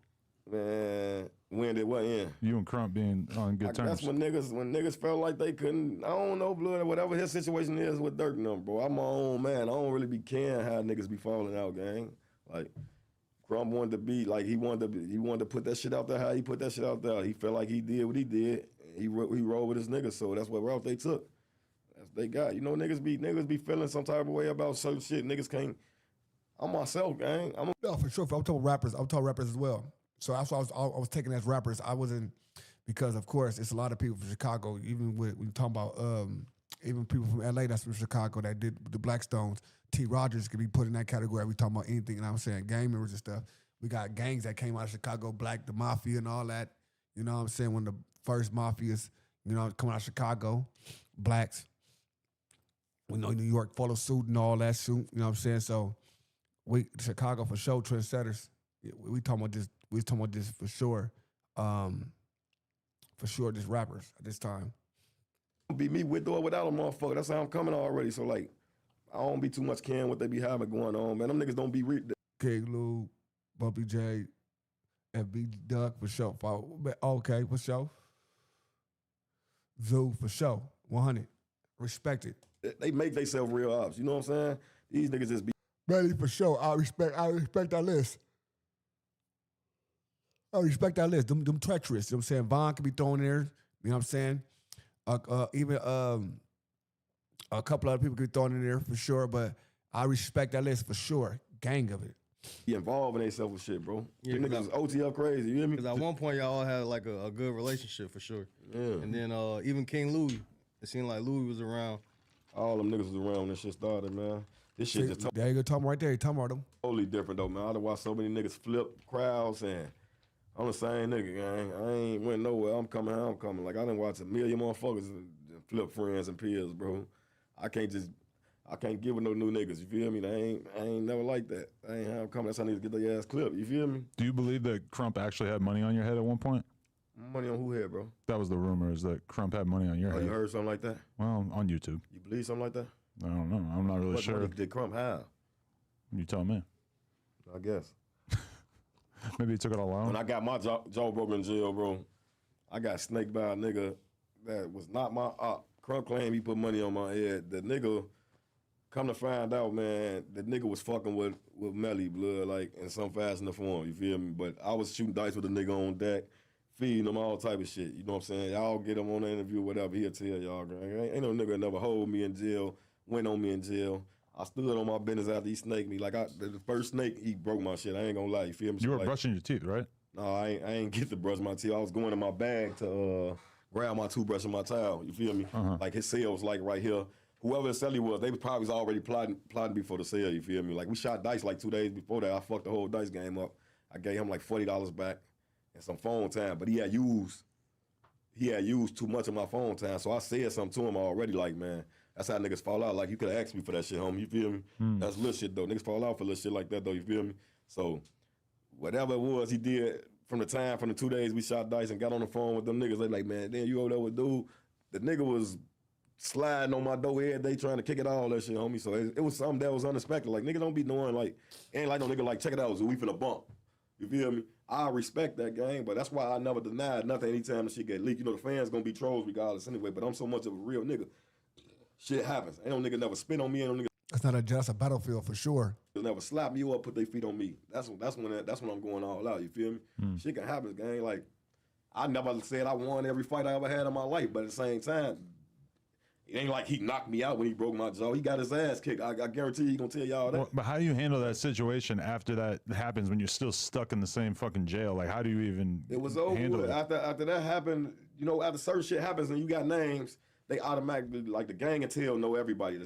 Hey, you feel me? So that me being a big name, I wasn't never gonna land back on deck with them again anyway, you feel me? They probably had to keep separates on us. I stayed in jail probably like 2 years after that shit, bro. I still ain't running to them, you feel me? Like, they had them in a whole it's a south tower and a north tower. They had him in a whole other tower just so he won't bump into me and shit like that, you feel me? But that's little shit though, like, that's something, you know what I'm saying, I took on the chin, like, whatever come behind that. Gladiator school, battlefield, violence for sure. LA County just was the same way. I come behind that, you know what I'm saying? But fool and reached out to me trying to holler at me about that shit. Like, man, that wasn't supposed to go like that. I don't even know. The nigga say he told another nigga, they rolled me in the county, rolled me and jumped on. I mean, they rolled me in an ID home. Blood, I never been in an ID home a day of my life. The ID home is a juvenile detention center, you feel me? I never been to the ID home, so I could have never rolled in the ID home. So I know once I got to doing my homework and research and seeing Melly hanging over there and shit, I seen what it was. Like, okay, niggas chasing that shit, nigga wanted some clout, you feel me? Why do you have respect for Melly where a lot of these guys you didn't?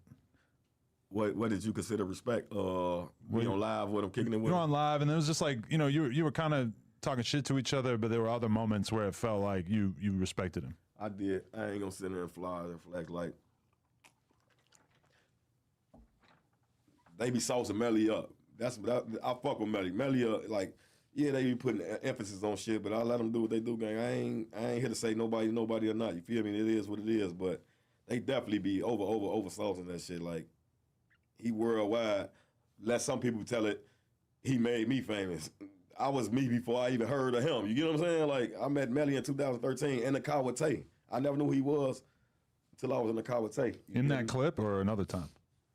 No, this is another time. I think Tay said it in one of his interviews, though, how we met, though, if I ain't mistaken. But I met Melly through Tay, but I ain't gonna lie. Melly was a stand, like, it's shit that he know what he's saying, and he always kept it gangster and kept it thorough. And, like, I just built that type of, it wasn't no real bond or no real, what up, I see you, I ain't gonna do nothing to you, you see me, and, like, no, it wasn't that type of relationship. Like, but if we see each other on FaceTime on the phone, like him and Vaughn used to be on FaceTime a lot, he'd call me for certain situations and shit, you know what I'm saying? So we grew to chop on that type of level. But like I said, at that time, I was drunk, actually. I was drunk as hell. I never knew that live was gonna go viral. A lot of people like in the other states how they get locked up in. That's what they know me off that live. Yeah, you're hitting the bottle and shit. Yeah, Yeah, that like, shit I got was 2 drunk. million views now. Bro, I had a whole motherfucker. Yeah, each clip got millions of views. So like, imagine all of it would have been one clip. I was on live with them for like an hour, but like I told you, I was new to. I was new with the lives. You know, Instagram was going on for a while, but you know, like every time Instagram always comes with something new. So I knew we could be on live, but I actually thought. Once we hang up from this live, nobody will see it again. Yeah. It's over with. I never knew a motherfucker screen record and put it on YouTube. All that goofy ass shit went viral. It is what it is. You feel me? But like, there were moments where he was a cool nigga. Like we used to be on FaceTime before live. Like, so I thought that's how it was gonna go. Like we talked so much, I thought it was just gonna be like we hollering at each other and it'd be over. I never knew that shit was gonna go. There's moments where he's kind of like shaking his finger at the camera, and it feels like he's pissed off that he can't jump through the camera to like because you're saying things that are really pissing him off, and he can't do anything about it. Yeah, because you're kind of like saying. I promise y'all probably don't believe me. You ain't seen it since then. I never watched it live after I've watched it the very time when it was going viral, and everybody was calling me tweaking off the shit. I watched it probably that one time, but like as far as like a lot of people watch it. I be hearing motherfuckers still around every day, man. That's just like a movie series to me. I just go clock in. They just clock in with like I don't be watching, so I don't sit and remember shit. Where I was real loud, drunk as hell, bro. I damn near knocked the whole fifth of Duce to the head. You feel me? Like, So you used to hang out with like people from Young Money and shit? Because if you was rotating with Melly, then you had to be hanging out with like at least. Melly wasn't thought of when we was hanging around Young Money. Like if he was, I ain't know of him. Like he was, his name wasn't ringing when it was ringing. Like. I heard about Melly when, like, as far as doing bad shit and wilding out when I was locked up for my murder. Like, that's why I told him in the video, like, nigga, I don't like the fact your shit been ringing since I've been gone. You feel me? Like, his shit wasn't ringing. Like, we was hanging with Young Money in 2005, 2006, 2007, you feel me? But we used to all hoop and shoot dice with each other all the time, you feel me? Like, they neighborhood is literally, like, a 2-block radius from us. Like, walk 2 blocks down, that's them.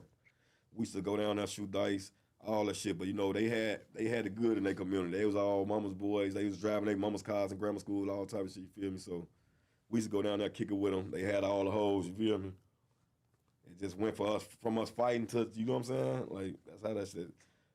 That shit been. It's been. I think Zico died 2008. Man, that shit been going on. My homie Key locked up for the shit right now. So that's what just made the war just be a war that stick. You know what I'm saying? Because when our homies arrested for the shit, you know what I'm saying? For them losing one of their guys. But it started from us fighting. Like, we was fighting. You know how regular kids is, always fight, you know what I'm saying, in the community. We knew each other, but it was always fights a lot, you know what I'm saying? So, all the other shit came about. I don't know, shit. You feel me? So you and Dirk, like, so how did you and Dirk really just lock in? Because you was moving around with them and shit, so, like, where did that relationship build? Besides just saying his brother, I know you hung out with His brother D-Thang. introduced me to him. I told you. Yeah, so that's where y'all really locked in at. And then, so as far as music and shit, why you and Dirk really don't like do as much songs as because you were saying My like legal situation, bro. Like me, Dirk and Vaughn was fighting attempt murder and robbery and shit. We couldn't be around each other. Period. So while Vaughn was on the rise, I couldn't be around Vaughn or Dirk. You know what I'm saying? Like I couldn't be around them. But. You know, the case beat now I can tell you, like, I just started being around Vaughn right before he passed away. Like, I started popping out, like, you know what I'm saying? I told bro, like, man, motherfucker miss you, blood. Like, fucked up people, blood. I don't care if it's 15 minutes, just pull up on me, bro. You feel me? Like, we couldn't be around each other, do our legal situation. We co-defendants on the case, so usually when you got a co-defendant and it's on the same case, you can't be around your victim, or you can't be around the people you talking. You can't have no phone contact, you can't have no physical contact, none of that shit, so... That's why I wasn't able to do no type of music with Dirk or Vaughn, you know what I'm saying? Like, they end up doing it with each other because what they had going on. Like, Dirk would record his verse and Vaughn would record his verse, you know what I'm saying? He did what he did, but... Can you speak on what happened in that incident with Vaughn and Dirk where you guys all caught that case, or is Can I speak on what incident? that case that you guys all caught together? Shit, I don't know. They some made up shit to me, shit. I don't know nothing about that, homie. Definitely. Yeah, just because it's over, I still don't recall what the fuck they say. I don't even know how I got on that case for real. Right. Like when y'all seen the media and the news, y'all saw Dirk and Vaughn. Like in court, yeah, because there was this viral clip of them really kind of talking to each like, other. Damn, Yeah. what the fuck Zoo come in and is like, how the fuck they put me on this case? I don't know the victim. The case was bullshit from jump anyway. All the shit y'all seen with the media, like they run with the media attention. Just because they seen the lady, Miss Fannie Williams say, oh, if Vaughn was alive, I would have indicted him. That's cap, gang. If Vaughn was alive, you would have indicted us on this case. How was you indicted us on the case when Vaughn was alive? The case happened February 2009. Vaughn died, you feel me? I mean, not 2019. He died 2020, bro. So why the fuck y'all didn't indict us the whole year he was just out? You get what I'm saying? If you had enough to indict us, that shit just cap. That was a cover up to try to make it seem like y'all never had the evidence y'all claim y'all had anyway. Now, everybody that was saying motherfuckers rats and this, that, and the third, all them bloggers that be running for media attention, I don't see none of them apologizing. They leaking the videos of the actual case, and you can't see nobody on the videos. All 5 videos they leaked on social media right now. You feel me? These the videos they claim they had while we was fighting the case before they started leaking footages of cases. Oh, we got him in his car shooting, and his blonde dread show him shooting out the window. We got Vaughn chasing the motherfucker down. Zoo name never was in the case. How the fuck I end up a co-defendant on their case? You get what I'm saying? Like, how did I even end up on the case? I was watching the news when they had brought them on the news. My name was never brought up. You get what I'm saying? Them people just know who a motherfucker is. Chicago calling their ass. Man, look, them 3, dude, that's dude enough. You feel me? Like, don't have no knowledge that they just regular civilians. I know what's going on, bro. It's common sense. And that's why I just be telling y'all, like, that's why a motherfucker gotta watch how they handle a motherfucker. Like, it'd be cool to y'all, it'd be entertaining to y'all because it's shit like a movie to y'all, but to us, that shit'll fuck around and get us buried. Motherfucker get on here and say the wrong shit or do the wrong shit, you know what I'm saying? I move with precaution for sure. Definitely. So, I wanted to just ask how much information we could get about the arrest that had you locked up for the 4 years where you did beat the body right after that. What actually happened that you could talk about in that whole scenario where they tried to charge you with that? With my murder case? Yeah. Man, look, man. Stuart Little's around this motherfucker, man. That's all I can tell you, homie. Like, niggas running around this motherfucker trying to be Mickey Mouse and put a motherfucker in some shit. Like, bro, the case that I was fighting my murder on happened 4th of July 2008 or 9. Don't quote me because I don't remember, like, I done been through so much afterwards. I didn't get arrested for a murder charge in 2014, so you do the math. 5 years later. It's pretty unreal. What conclusion you come with for that. Right. So somebody told on you at a later date? Somebody lied on me at a later date. Right. And so why was that enough, though, to get you actually, like, held for 4 years? Bro, like, it's just that bad. They want a motherfucker off the street. Like, it was hearsay from the jump anyway. You feel me? No eyewitnesses got on stand, but it's 5 people got on stand on me in trial. 5 people, and I still came home, inshallah, you know what I'm saying? So, like, I just feel like I'm blessed, man. I got to just take advantage of that type of shit, bro. Like, the most I could just tell you is, like, I feel like a motherfucker just, they arrested this one motherfucker. Man, it's a story, man. I don't know if my baby mama want me to talk about that type of shit. Her baby daddy, that's all type of weird, man, shit like some soap opera shit, man. Maybe another time I'll tend to talk about that situation with my murder case, man, because it's crazy how they summed it up and put everything together to get me off the streets, you know what I'm saying? Niggas just be intimidated by me, bro, and just be wanting me out the way, you know what I'm saying? They nigga get you out the way the wrong way instead of the right way, man. I'd rather you just get your gun and do what you gotta do with the motherfucker before you send a motherfucker to jail. I done lost, like, my kids. I can't explain to my kids what really was going on. I done lost 8 years of 2 of my oldest daughter's life, you know what I'm saying, because of that shit. Like, you know what I'm saying? I did 4.5, but, like, her mama strictly kept her away from me because she dated a nigga that got me locked, all type of crazy shit, bro. So, like, I gotta deal with this shit, bro. Like, that shit fucked me up and scarred me mentally, you know what I'm saying? That's time I can't get back to my kids, you know what I'm saying? But inshallah, I'm just happy my kids don't judge me, you know what I'm saying? They understand. So, like, I be talking to my daughters. I'll be letting them know, like, man, you know, I always been here. I'm sure they mama tell them that I've been here for them no matter what, regardless anyway. But, you know, that was my first too. So, like, that was my daddy girl. You know, the daughters love their father, you know what I'm saying? So, like, the times I couldn't be into their life, I had to deal with the trauma just knowing another motherfucker raising my child that got me in this motherfucker like that. That shit real shit, though. I ain't gonna lie, man. That shit, you know what I'm saying? But being without your kids in jail and shit, that shit is a lot. You know what I'm saying? Going through it. And just hearing him break this down, I don't know how real or, because I can't say everybody, I don't know nobody situation. So it's only one side right here. But the way he illustrated, it's a fucked up way. It's fucked up. It's just crazy, bro. It's a lot of shit, you know what I'm saying? So, like, and she's still with the guy that allegedly told on you? That's her husband. You know, she gonna believe his story, you know what I'm saying? I don't want to talk about them. I just stay away from that shit, like, you know what I'm saying? Like, whatever their story is, however it is, he ain't never seen me hurt nobody. I don't know why the fuck it went that way. another nigga from my block, a rat that a lot of motherfuckers feel. I ain't bite my tongue about shit. I'm victimized. These niggas don't be right. These niggas out here swear they gangsters. These niggas be harboring the rat activity. Let some shit like that come on my name, nigga. You know what I'm saying? Be down to try to figure a way out how to try to snake me out the box. But these niggas so scared of niggas, man. Like, it's just some fucked up shit, bro. Envy and larceny a motherfucker, bro. Like, that's why I stopped bullying him. I was a bully when I was a shorty, bro. I ain't gonna lie to you, man. That shit, I sit back and just recap a lot of shit that I done did to motherfuckers back then. Niggas that hold grudges. I never thought of that shit when I was young. Like, man, I'll do something to him. This shit'll be 20 years later, this nigga gonna still have this in the back of his head, you feel me? I stopped bullying motherfuckers and I just do me. Niggas just know to stay out my way because like that bully shit, that shit only get you so far, bro. A nigga fuck around, hit you in the back of the head for shit you did 20 years ago. You did and forgot what you did to him, you feel me? Right. So who is THF? 16 was still my boy, man. 16 shot him in the building, my boy. You already know. Shout out to my boy, man. Chicago, Chirac in the building, man.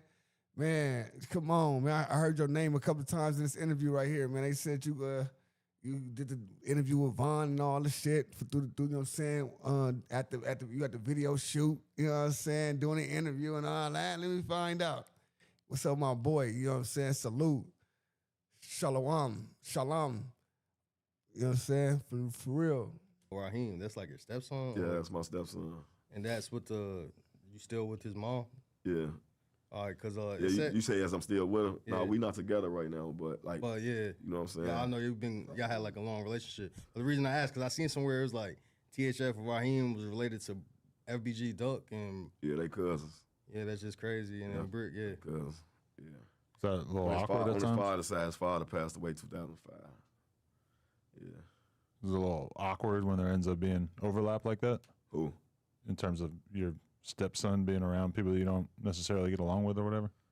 No, I mean, that's his family, bro. Like, you know what I'm saying? When he passed away, I was still locked up for my murder case or whatever. So, you know, it was going to happen regardless, man. Like, my whole community, his father's from my block. So, like, Duck came to the funeral and everything, you know what I'm saying? The funeral was on my block, you know what I'm saying? But I made sure I reached out to my guys and told them, like, man, y'all going to respect my baby mama, like, all that.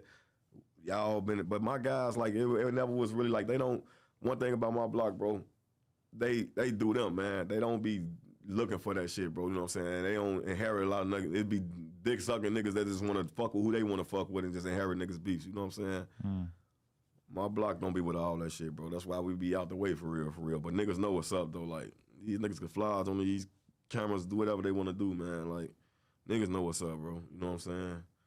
But it wasn't never like no issue like that as far as Duck Numb, because they ain't like Duck Numb just came on our neighborhood just to come see Raheem or something. Raheem was in the streets when he was young, when I was locked up. Like, he wasn't playing the streets that heavy when I was out here, you feel me? You know, when you a youth, get older, your father originally from right here, your stepfather from right here, you know what I'm saying? That shit was gonna be in him anyway, you know what I'm saying? Sad that he gone, you know what I'm saying? That shit hurted me more, because it's like, I caught a lot of backlash from that shit. He wanted to be like me, but how he wanted to be like me and his father from here, you feel me?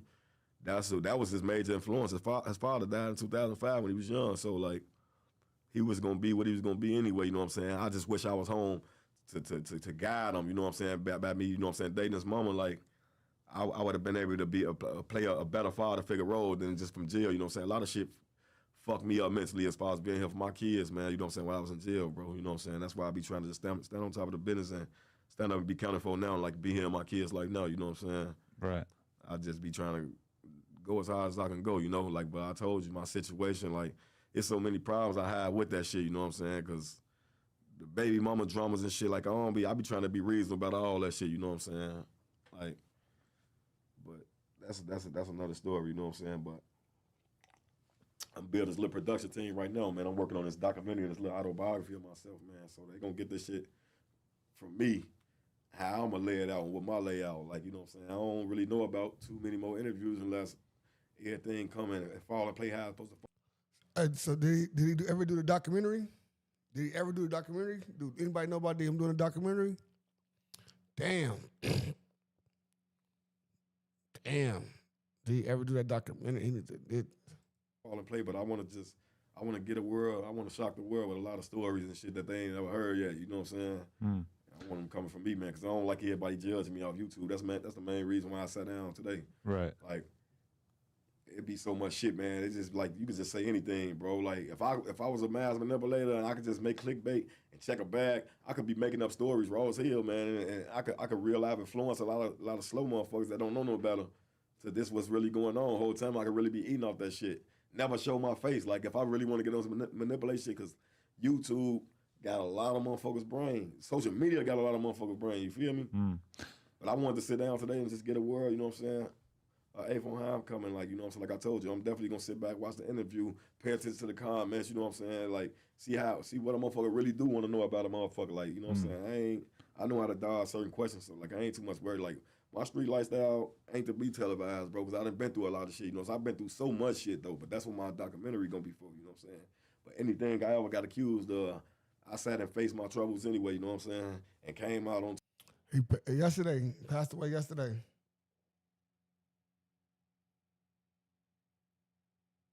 Well, it's past 12 o'clock. He passed away, yesterday. Top, so I'm not worried about a lot of shit anyway, you know what I'm saying? But like, even with the ATF and the feds, like these niggas be so fed and slow, be getting on this motherfucker talking game. Just because you beat a state case and you beat a murder or whatever you did, gang, that don't got nothing to do with the feds jurisdiction is way different than the state jurisdiction. So they might can't recharge you for double jeopardy for this murder that you talking about, but they definitely could, when they do the gang conspiracy, they can bring up the shit that you came home bragging about hurting people and getting away with when a conspiracy consists on hearsay. A lot of people don't know that. Conspiracy don't necessarily got to mean they got actual evidence on you. You get what I'm saying? You niggas be on these platforms talking too much about their street lifestyle, like the feds ain't got their own jurisdiction. You get what I'm saying? Like the feds jurisdiction don't got nothing to do with state jurisdiction. So yeah, you probably got away with state, but when they building this motherfucking gang charge, this gang conspiracy on you on this federal case, all the shit that you claim you get away with or you bragging about getting away with, they can stick all that shit to you, man. These niggas ain't smart enough for that type of shit, though. They get on this bitch loose as hell. And I watch them out there, I'm like, damn, how the fuck you a street nigga? He on here doing this. You feel me? How the fuck you a street nigga? He doing this. But it be the goofy niggas that know how to talk and know how to get around and shit. And then it turn into sarcasm or comedian, you feel me? Like being trolls, you know what I'm saying? Like you control the situation, like long if you ain't implicating yourself or if you want to diverse it and try to make it seem like make it more believable because that's what this generation do. They want you to think they a hitter. They want you to think they a killer. So they do anything to try to make a motherfucker believe they're a hitter or a killer. You know what I'm saying? Like, well, Jay Maine, the same thing he did to you, he did to Tay as well, and they're homies now. But like he told those stories about like seeing Tay shoot at people. Look how Tay capitalized off of it though. You know what I'm saying? He took this and turned it to this. You know what I'm saying? What's your thoughts on 051 Kiddo getting out and like turning up? I don't want to talk. I don't know him. We say, what's up with him turning up? Yeah, like he one of the new faces of Chicago. Like everybody talking about him, Tay Savage, FYBJ Man. What you want to know about him if I don't know nothing about him? What you want to know? I'm just saying, what's your thoughts on like his success that he's seen? Cause he do like 10. There's a lot of people that like did like long bids and they coming out and like getting success like real like in a quickly manner. I ain't hating on him, homie. I don't see no success. I don't see what he doing. Like that internet clout. That's what y'all consider success. Wow. Like I mean, he got big labels talking to him. Like somebody trying to do something with him. You know something I don't know. Yeah, he's got labels talking to him. His niggas die for viral moments, gang. Like I see it happening. Like I ain't finna do nothing try to go viral because it can go left or right. You feel me? I ain't got no hating bone in my body to hate on them niggas. So I'm not trying to pay attention to his success. Like he's not nobody that I associate with. Like y'all probably know something I don't know. You get what I'm saying? Like if he got labels talking to him or whatever he got going on, he doing something good. Maybe he need to keep doing what he doing. You get what I'm saying? Like this is how people eat. They not gonna let nobody stop what they got going on. If this gonna feed them, you know what I'm saying? If he feel like dissing and trolling, doing what he doing, gonna make him some money, gang, let him do what he do. I'm not paying attention to the shit. Like, I don't give a fuck. Like, it never been my business, you feel me? I told you, I don't like talking about the niggas, gang. I don't be on that type of time. I think people are just kind of shocked by him because you see somebody like Tay come home and he's pushing the peace thing or whatever. And with Kiddo, you're kind of seeing the total opposite, where he came back after like 8 years or 10 years and he's just saying the craziest shit you could think of. I don't see why he being dumb anyway, gang. Why wouldn't you push peace and stand on top of your business if you're trying to get rich? That shit gonna last so long when you trying to go viral and doing all this dissing. The more, it might be a goofy clip, you gang. You never know what'll happen, blood, off you just being disrespectful. Why wouldn't you want to, if you plan on being something with yourself, if you want to build your character, go ahead and make something out of this shit while you doing all this dissing and shit, nigga. Like, what the fuck, like? You definitely ain't, man. Who you been hurt? What you talk like? What you want? If you do hurt somebody and stand on top of it, what you acting like you standing on, you finna get on the platform and this the picture you finna paint now? I'll just fuck the motherfucker up for thinking I was sweet because I came home dissing. Like, what you finna do? You finna build your character off that? Are you? This seems like the game plan for a lot of people. And where they end up. Mm-hmm. With Chicago drill culture, all the people that you seen that was chasing that shit, what happened when they chased that shit? Right. They got them a bed with a brown box and a nice white sheet, don't they? You gotta be careful. Most definitely. But so you said earlier that you feel some I don't gotta diss the build no characteristics, none of that shit, bro. Like, I feel like I'm authentic enough for a motherfucker to fuck with me how I'm coming. If they don't like me, fuck them. You feel me? No, I respect it for sure. But you said earlier that you feel kind of guilty because you were someone who kind of made a lot of the gangster shit look cool at a certain point. Push the goddamn button. Push the That's goddamn when I was button. young and dumb. Yeah. I put my face and my name on a lot of shit that I could have avoided that shit, and I like being unpredictable now, bro. But it's like it's hard when I still could be unpredictable, but like a lot of people know me that I don't know, so I don't know if they got good or bad intentions when they approaching me. You feel me? So it's like I still got to be on the gangster type of like timing. Like I don't play like if I see a nigga watching me too much, I don't know if he a fan or a op. I don't know if he finna make a phone call if he want an autograph. You get what I'm saying? Like I wish I could have been a low key nigga and played my part and let them think what they want to think. But I was chasing that shit when I was young. You know what I'm saying? Mm. But I did the shit when it wasn't cool. I've been doing this shit before niggas was doing this shit. So like I used to put my face on a lot of shit. I wanted the motherfucker know I'm coming. You feel me? Like that's how I was coming, man. So like all over the goddamn watch. We're gonna take this time right now to rewatch it. We're gonna re-rock this one right quick, the first one. Over the goddamn watch. Because the watch.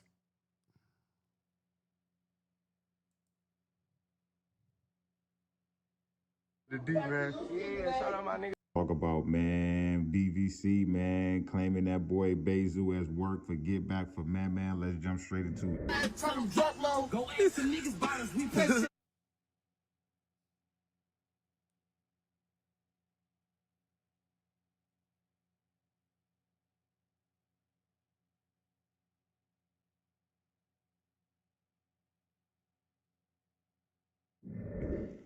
If you go do your homework on BVC, who they beloved member Man was, he was loved, he was respected. You know, he got a lot of love in his area. He passed away, and they threw it on THF, and from there.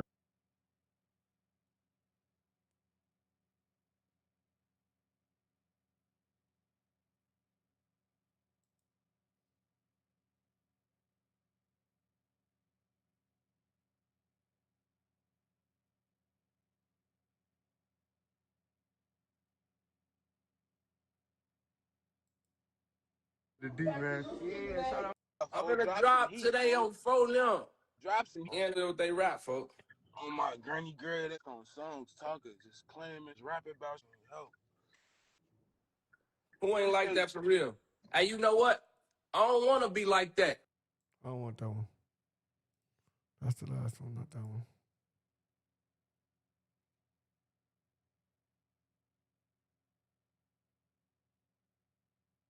This one. Man, it seems like ever since Lil Durk has been locked up in the feds, his closest friends have been left out in the streets, exposed, getting shot left and right. Now the latest example, apparently ending in tragedy. We got some absolutely crazy news coming out of the west side of Chicago, where Durk's right-hand man, THF Bayzoo, was reportedly shot and killed in a broad day ambush. Out of Little Village, 3 men are in the hospital after a shooting. This happened around 3 this afternoon near 31st and St. Louis. Apparently at first, reports were coming out of the city that Zoo was still alive after apparently taking multiple rifle rounds to the chest. However, judging by the fact that this morning, many of his closest friends have been posting tributes, it seems like THF Bayzoo is officially dead. This is coming off a well-known THF member just last year getting gunned down in an area pretty far from their home, also in the west side of Chicago. As always, this shooting has come with much speculation, but it's hard not to see the blatant gang war happening in front of our eyes between two groups that have been very vocal online. THF's apparent most vocal op, Lil Z Osama, has publicly implied that he's been putting belt to ass on THF after a well-documented incident of him getting his watches stolen by this gang. 2 watches got stolen. About 5 lives got took. Y'all, how y'all ass wearing red again? Okay, they gonna wear, yeah, nah, this time they gonna wear black. We gonna turn their ass to red. While bodies have been dropped on THF's side, he recently lost a friend on this ongoing gang war, which has many people believing that it is directly connected to the shooting that took out THF Bayzoo. It also doesn't help that in his No Jumper interview recently and on IG, he was pretty much implying that 10 bodies were dropped on him getting new watches for that whole incident. So today we got to get into the crazy gang war that could be responsible for the shooting right now. But before we get into it, I'm gonna need you to like, comment, subscribe. We're gonna get into this video right now. Hit that notification bell and make sure you tap into the merch link in the description at staysafeworld.com and hit that hype button, man. We're gonna get into it right now with chapter 1. Let's go. Several gangs within the South Side are known to have been beefing for years. This most recent war, though, has taken a life of its own, showing how people will literally crash out and die after threatening people on IG like it's nothing. This death is like the latest on the chain of death and violence that's been going on for months. But to even understand how things got to this point, you gotta start from the jump and understand the web of gang alliances that has people really willing to murk someone in a constant tick for tat. THF Bayzoo is a member of THF, aka Trigger Happy Family, a hybrid gang out of the Woodlawn area on the south side of Chicago, mainly from 46th to Woodlawn and 44th and Wells. They're mostly made up of Black Disciples and Mickey Cobras. The 46th set is predominantly BD and has strong historical ties to other sets like O Block, 600, and 300 Lamron, where he has gotten close ties and is basically the right-hand man of Lil Durk. This tight connection also extends to 600. Unfortunately, their close ties plays an extreme role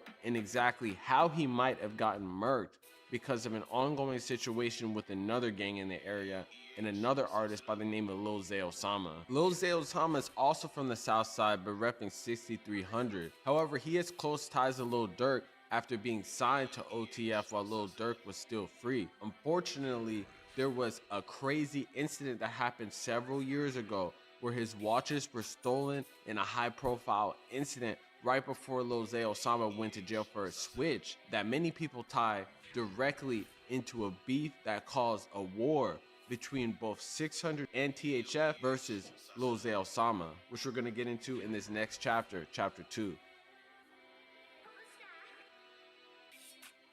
There was a point when all of these sides were cool. However, everything took a turn for the worse when a video shoot apparently went wrong. Lil Z Osama would actually go into detail in a No Jumper interview talking about an incident where he had a video shoot and invited a bunch of people from a group chat that were associated with OTF. That somehow got him associated with people from THF who pulled up. Apparently, somewhere in the night while he was sleeping, members of THF stole his watches, and that caused a whole domino effect with bodies dropping on both sides. The situation with the watches, right?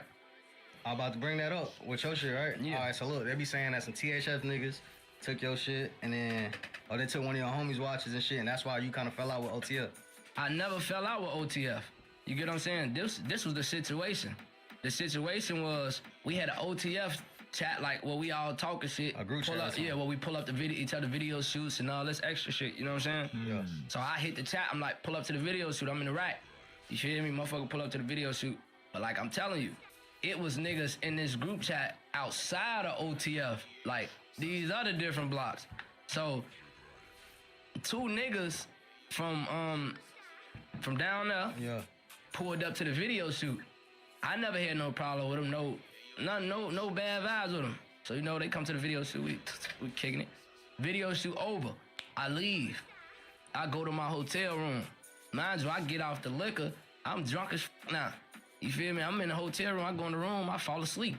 You know what I'm saying? Every night, I take my watches off before I take my chains off. You feel what I'm saying? Because I always take my watches off and put on the table because I be sleeping like this, or, you know, I use my hands to sleep. You feel me? So I took my watches off, both of them, and put them on the front room table.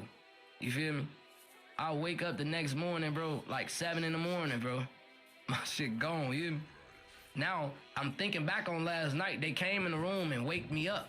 Because we was buying something from them, too. Yeah. You know what I'm saying? So, bro, I get them the money for the shit while I'm kind of like sleep. You know what I'm saying?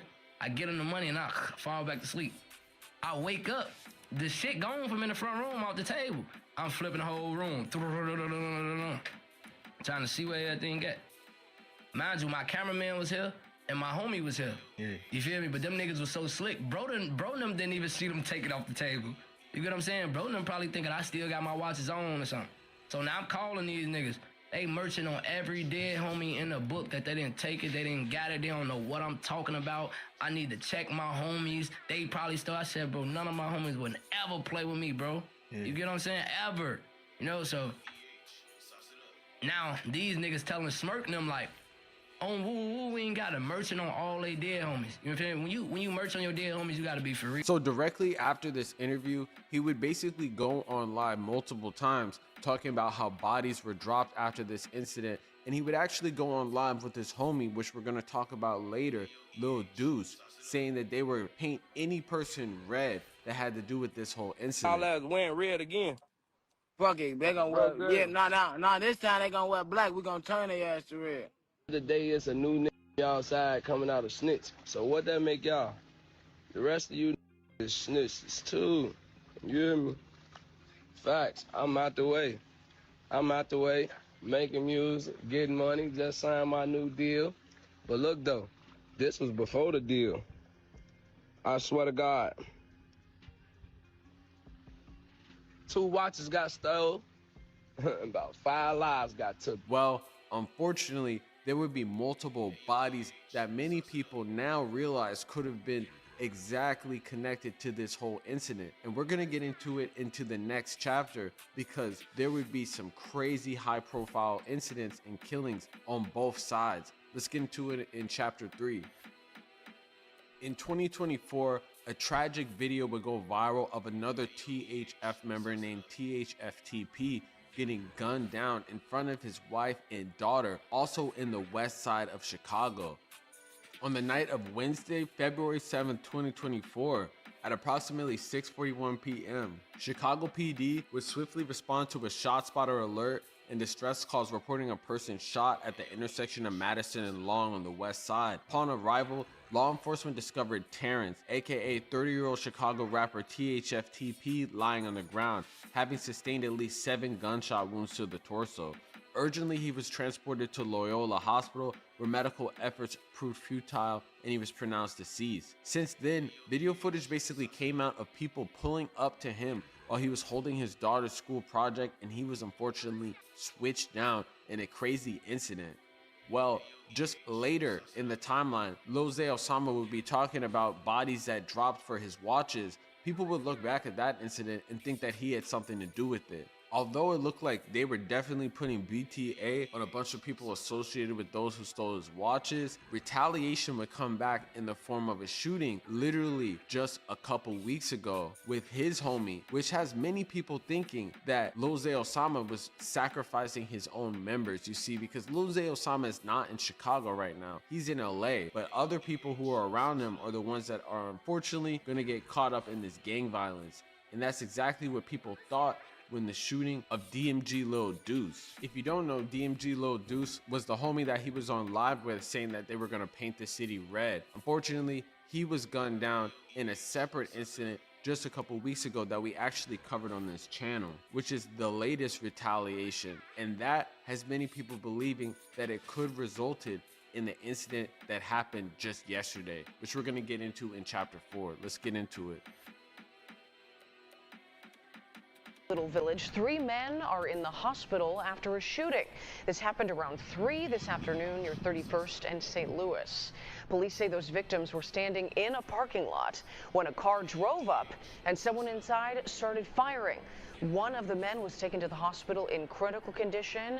The other 2 are expected to survive. So far, no one is in custody. Apparently, rumors are going around yesterday that THF Bayzoo pulled up to the west side to an auto store to do some car repair. 3 men were in the parking lot at about 3 p.m. Saturday in the 3100 block of South St. Louis Avenue, one of which was him, when someone in a car pulled up and an occupant fired shots, police said. 1 man was in critical condition, that was THF Bayzoo, and apparently he died. The other 2 men are apparently in stable condition.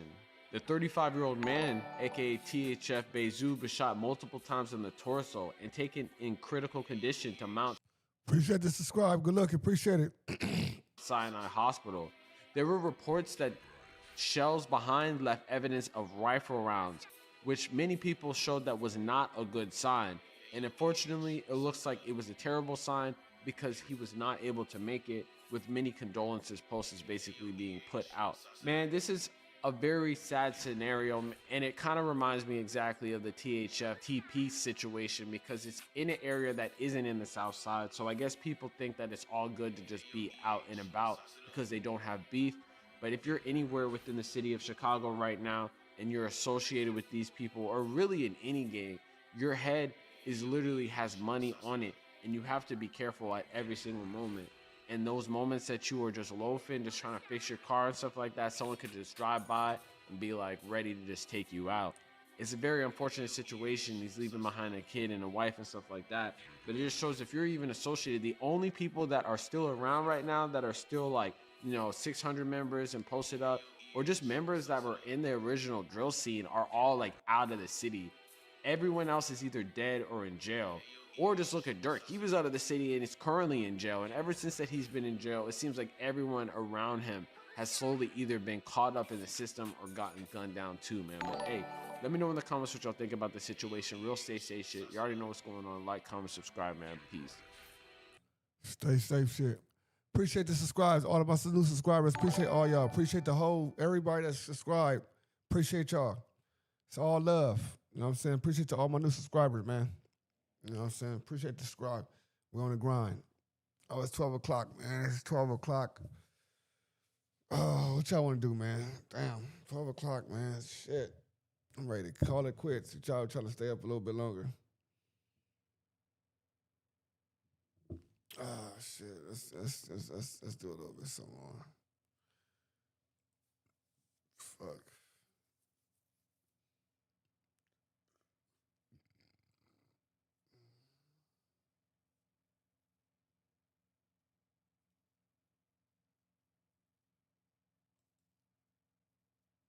Calling me Zaddy. Step on the gas and I fuck up the semen. I'm rockin' upon angels and hanging with demons. My OG really think that I'm an angel, but she gon' be mad when I. Honey gang, you hear me?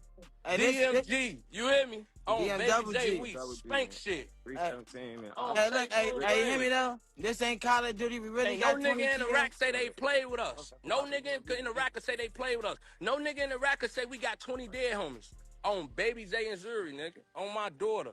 No nigga could say that. So when y'all be getting on these vlogs and these interviews and all this shit, folks, y'all do this shit for the clout. Y'all are clout mamas. Y'all do this shit to get notoriety. Y'all do this shit to be relevant. Y'all want niggas on the outside to seem like y'all are so savage and so gangster.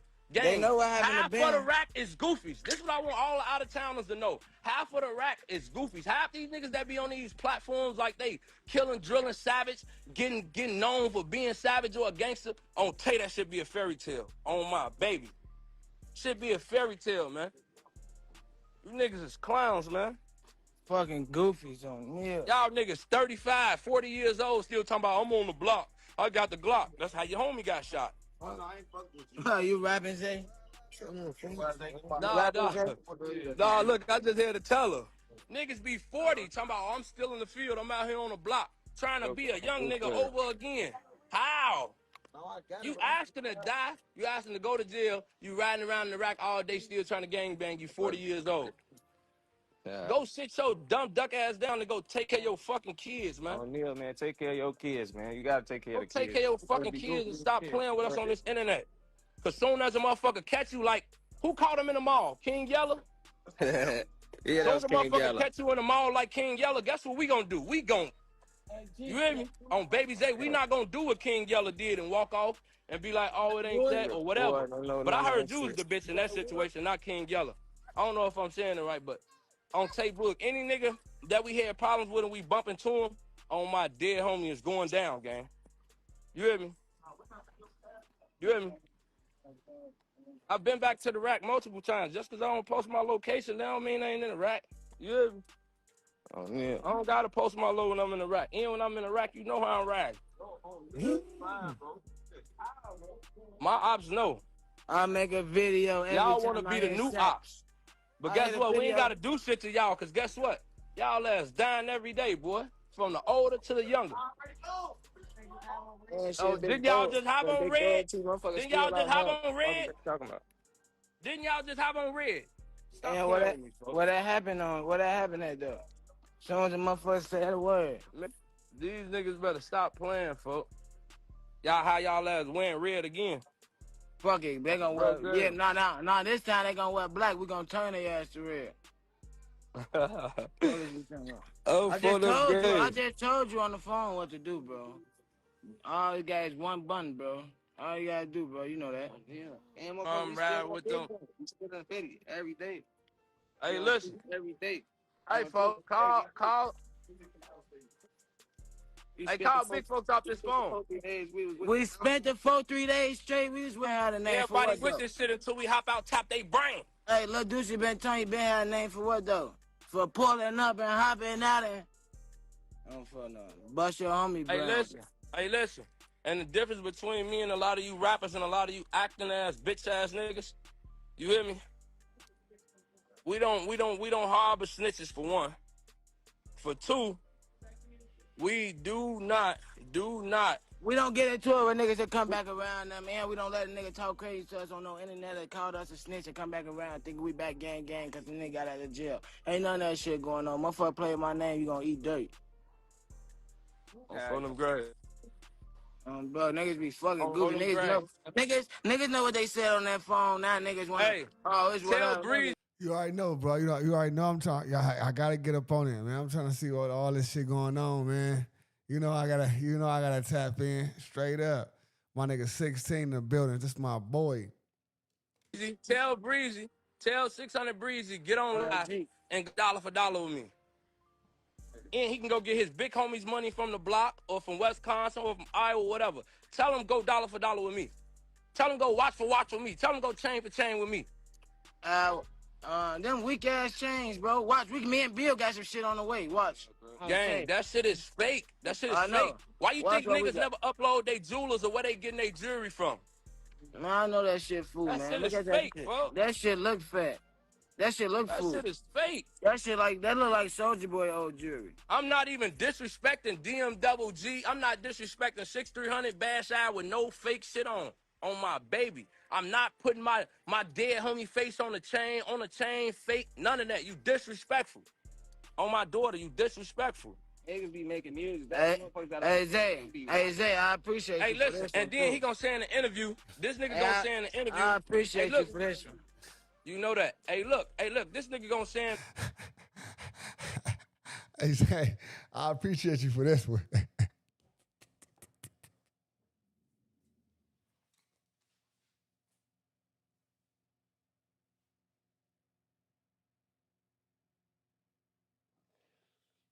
Oh, it's sad. Appreciate it, cuz, man. Damn, these niggas is losing their life all around America, man. Nigga, South Central Chicago. Nigga, I just seen New York ain't on fire yet. I think New York on its way. I see a lot of cities on fire. St. Louis already on fire. Nigga said, I appreciate this one on the game, cuz that is sad. He appreciate that. That's on the game. This shit is nasty fucking work, though, cuz. On gang, but shit. If we go to prison for the rest of our life, whoop-de-doo. We go to prison, cuz we in that motherfucker. We doing it up. In the interview, brother. Oh, yeah. Fuck him, fuck his people, whatever way he feel first. That's what he say first. Then he say, I wouldn't say none of this shit if Vaughn was here. I said it to Vaughn in the DM. What is we talking about? I seen Vaughn after that and before that. What is we talking about? I believe them, though, folks. You just gotta believe niggas, bro. Like, what? Who y'all talking about? Be for real. Free D Rose, man. Be for real. I don't even know why niggas want to play with me. There's too many ties from over there to over here, folks. I don't even know why y'all want to play with me, from everywhere. We got the city on lock from the Buds to our west, our y'all, south. but look though. I only do this internet shit with you bitch ass niggas, folks. Cause y'all niggas be doing this shit first. Then when I get up here and I talk my shit. No, don't say that. Don't say that. You only do the internet with these niggas because these niggas ain't worth going to go put in the ground. I don't phone now. You right. I don't phone now. But listen though. Nothing. These niggas don't even be out. These niggas just not start. Come on, bro. Who is these niggas? All them niggas around y'all is fucking goofies, bro. Look at them niggas, bro. Them niggas ain't all the real members gone, bro. Y'all supposed to change y'all name, make something else. What the fuck On is the phone 600 them. criteria? 600 is not 600 no more. Go What back the to fuck Brick is City. what the fuck is the On phone 600 them dreads. criteria? What is the 600 criteria though?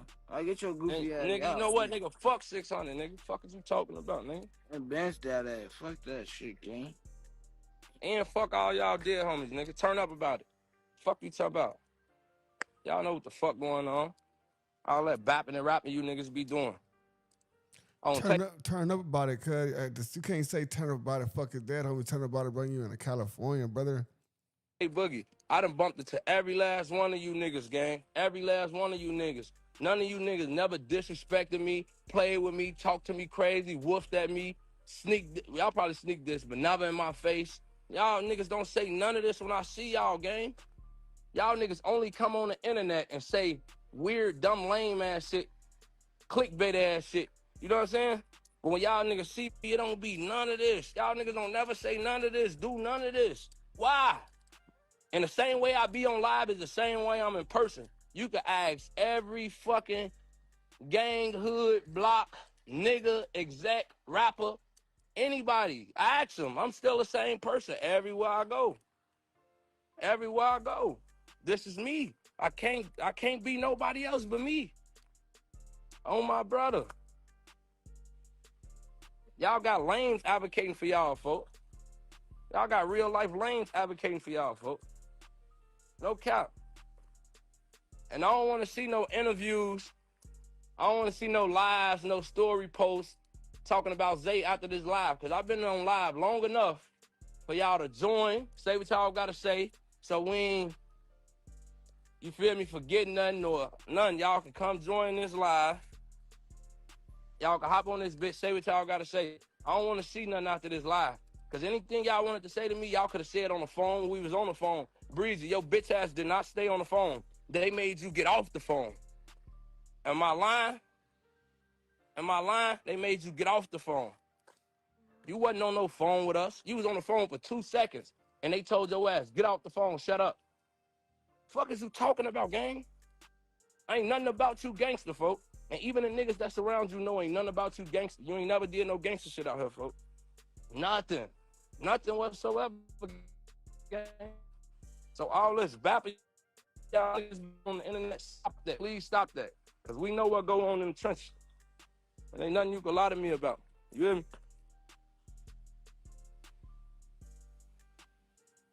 I don't see none of them niggas joining the live, hopping on. But as soon as I hop off, all these niggas gonna have something to say. I'm right here. Say what you gotta say.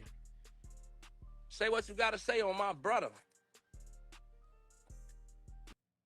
I just told you that some shit from somewhere.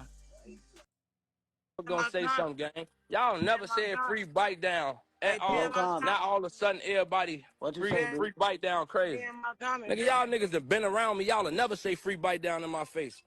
Y'all niggas that been around me, been in my face, been with me, all type of shit, gang. Follow me, dick ride me in the DMs, all type of shit. Y'all will never say free bite down in my face. Never. Never. We ride the city, spanking ass. Every time me and my niggas came and counter with y'all, you know what y'all say? For we ain't got nothing to do with that. We don't respect that shit, for hell no. But y'all get on the internet and act like it's a free bite down show. Stop playing, for you niggas is pussies. Oh my baby, you niggas is hoes.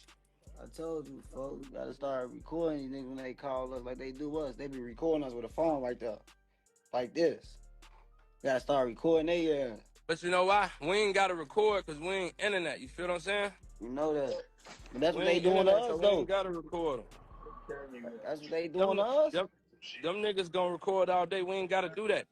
Because you know why? It's gonna lead to a whole bunch of other shit, folks. You hear me? I ain't gonna talk about record though. I'm talking about get on. Go dollar for dollar for me on live. You ain't gonna get on here. There you go. Matter of fact, tag motherfucking Jada Waiter sister and Queen T. I'm finna send them some bread for the kids. No disrespect to them or their kids. This just because this broke ass nigga don't stand on business. No cap. That broke ass nigga don't stand on business. I'ma send his kids some paper. You hear me? Real nigga activity. I embarrass you, boy. Your bank account ain't large enough, little nigga. And you ain't never did nothing out here in the trenches, boy. Your name ain't stamped, boy. There's no running to them head tough, family. Phone them grave, boy. Are you coming, Roddy? What you want? Hey, big folk. Yeah. What's wrong with these whole ass niggas, folk? Now I'm finna send Jada Waiter sister and Queen Keisha money for this broke ass nigga. Yeah, it's a goofy, Tops and bottoms, yo. I'm finna send them some money for the kids. You know he folks, for can't the fuck kids. with you in no way. I wouldn't even be paying his ass. No man. Say, yeah, go. Nah, that nigga went up there and said what he said before I had to pay him some mind. You want some little clout? I'ma give you the embarrassment clout, you lame ass nigga. No, his ass better go. Your ass been a tall fucking goofy. And your ass is really from Wisconsin. You not from Chicago. Tell everybody that. You not from Chicago for real. You from OT, gang. Yeah, You was not from Chicago for real, bro. Let the world know. Let the world know the truth. You was not from the rack for real. Hey, Mainsky, how you coming, bro? They know that, man. They do not be doing that bitch, man. Ain't know what the fuck going on. They just had on all red, folks. What's wrong I ain't with gonna that? lie. I'm finna get off this bitch. You know why? Yeah, Cause nobody from 600 not gonna join for one. Any way y'all feel, however y'all feel, whatever y'all need to say, y'all can say it right now while I'm on this bitch. Don't call me. Don't text me.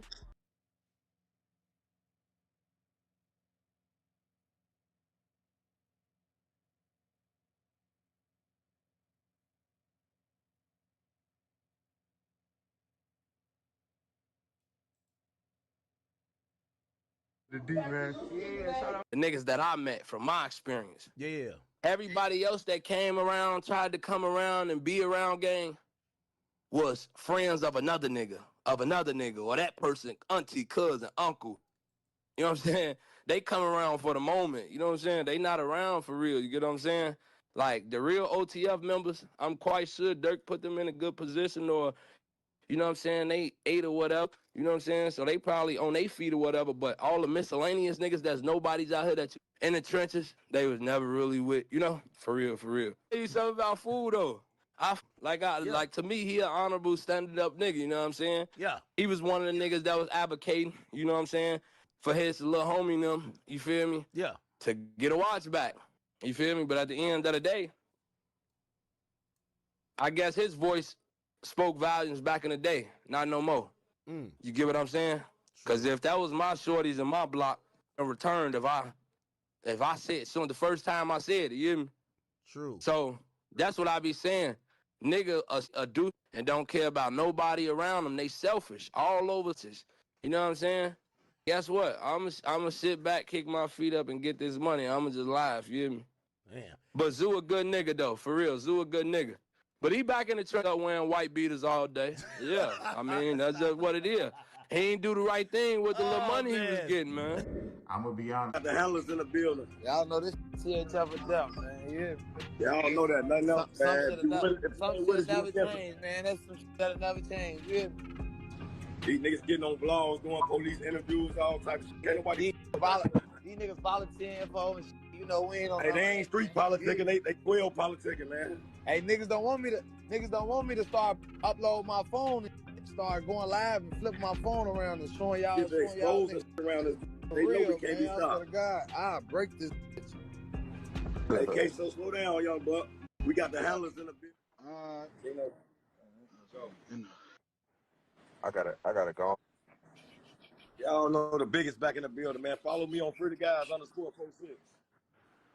446. Love, dog. I want y'all to go on, turn. I was like, y'all know the handler. He on here, man. Y'all gonna do it, man. Y'all get ready. I'm gonna drop the tape on my B-Day. Yeah.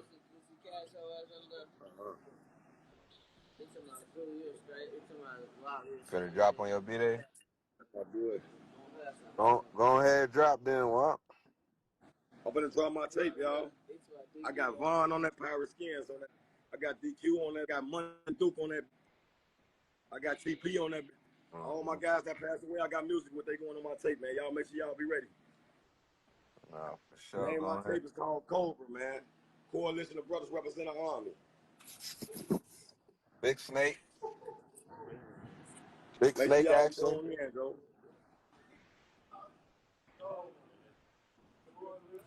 Album full of dead niggas is crazy. Yeah,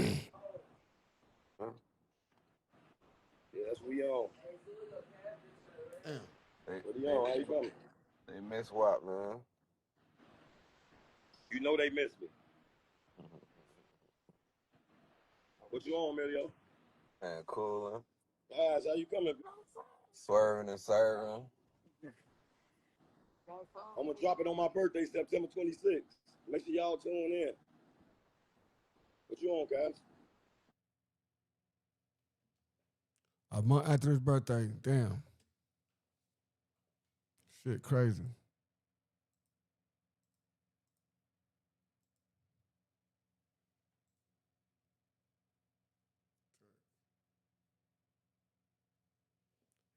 Tag thing.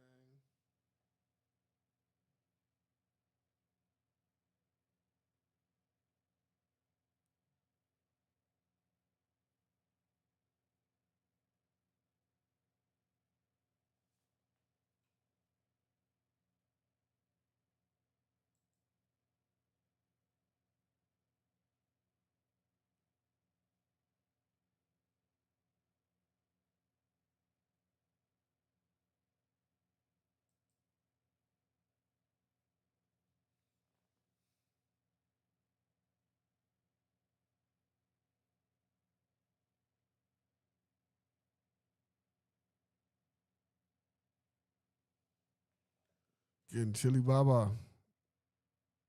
I gotta get up out of there, brother. Can't get chilly and stay right there. They're gonna come get you. Oh, we figure up out of here, man. It's so weird, man. I gotta go to sleep. Y'all get them likes up, man.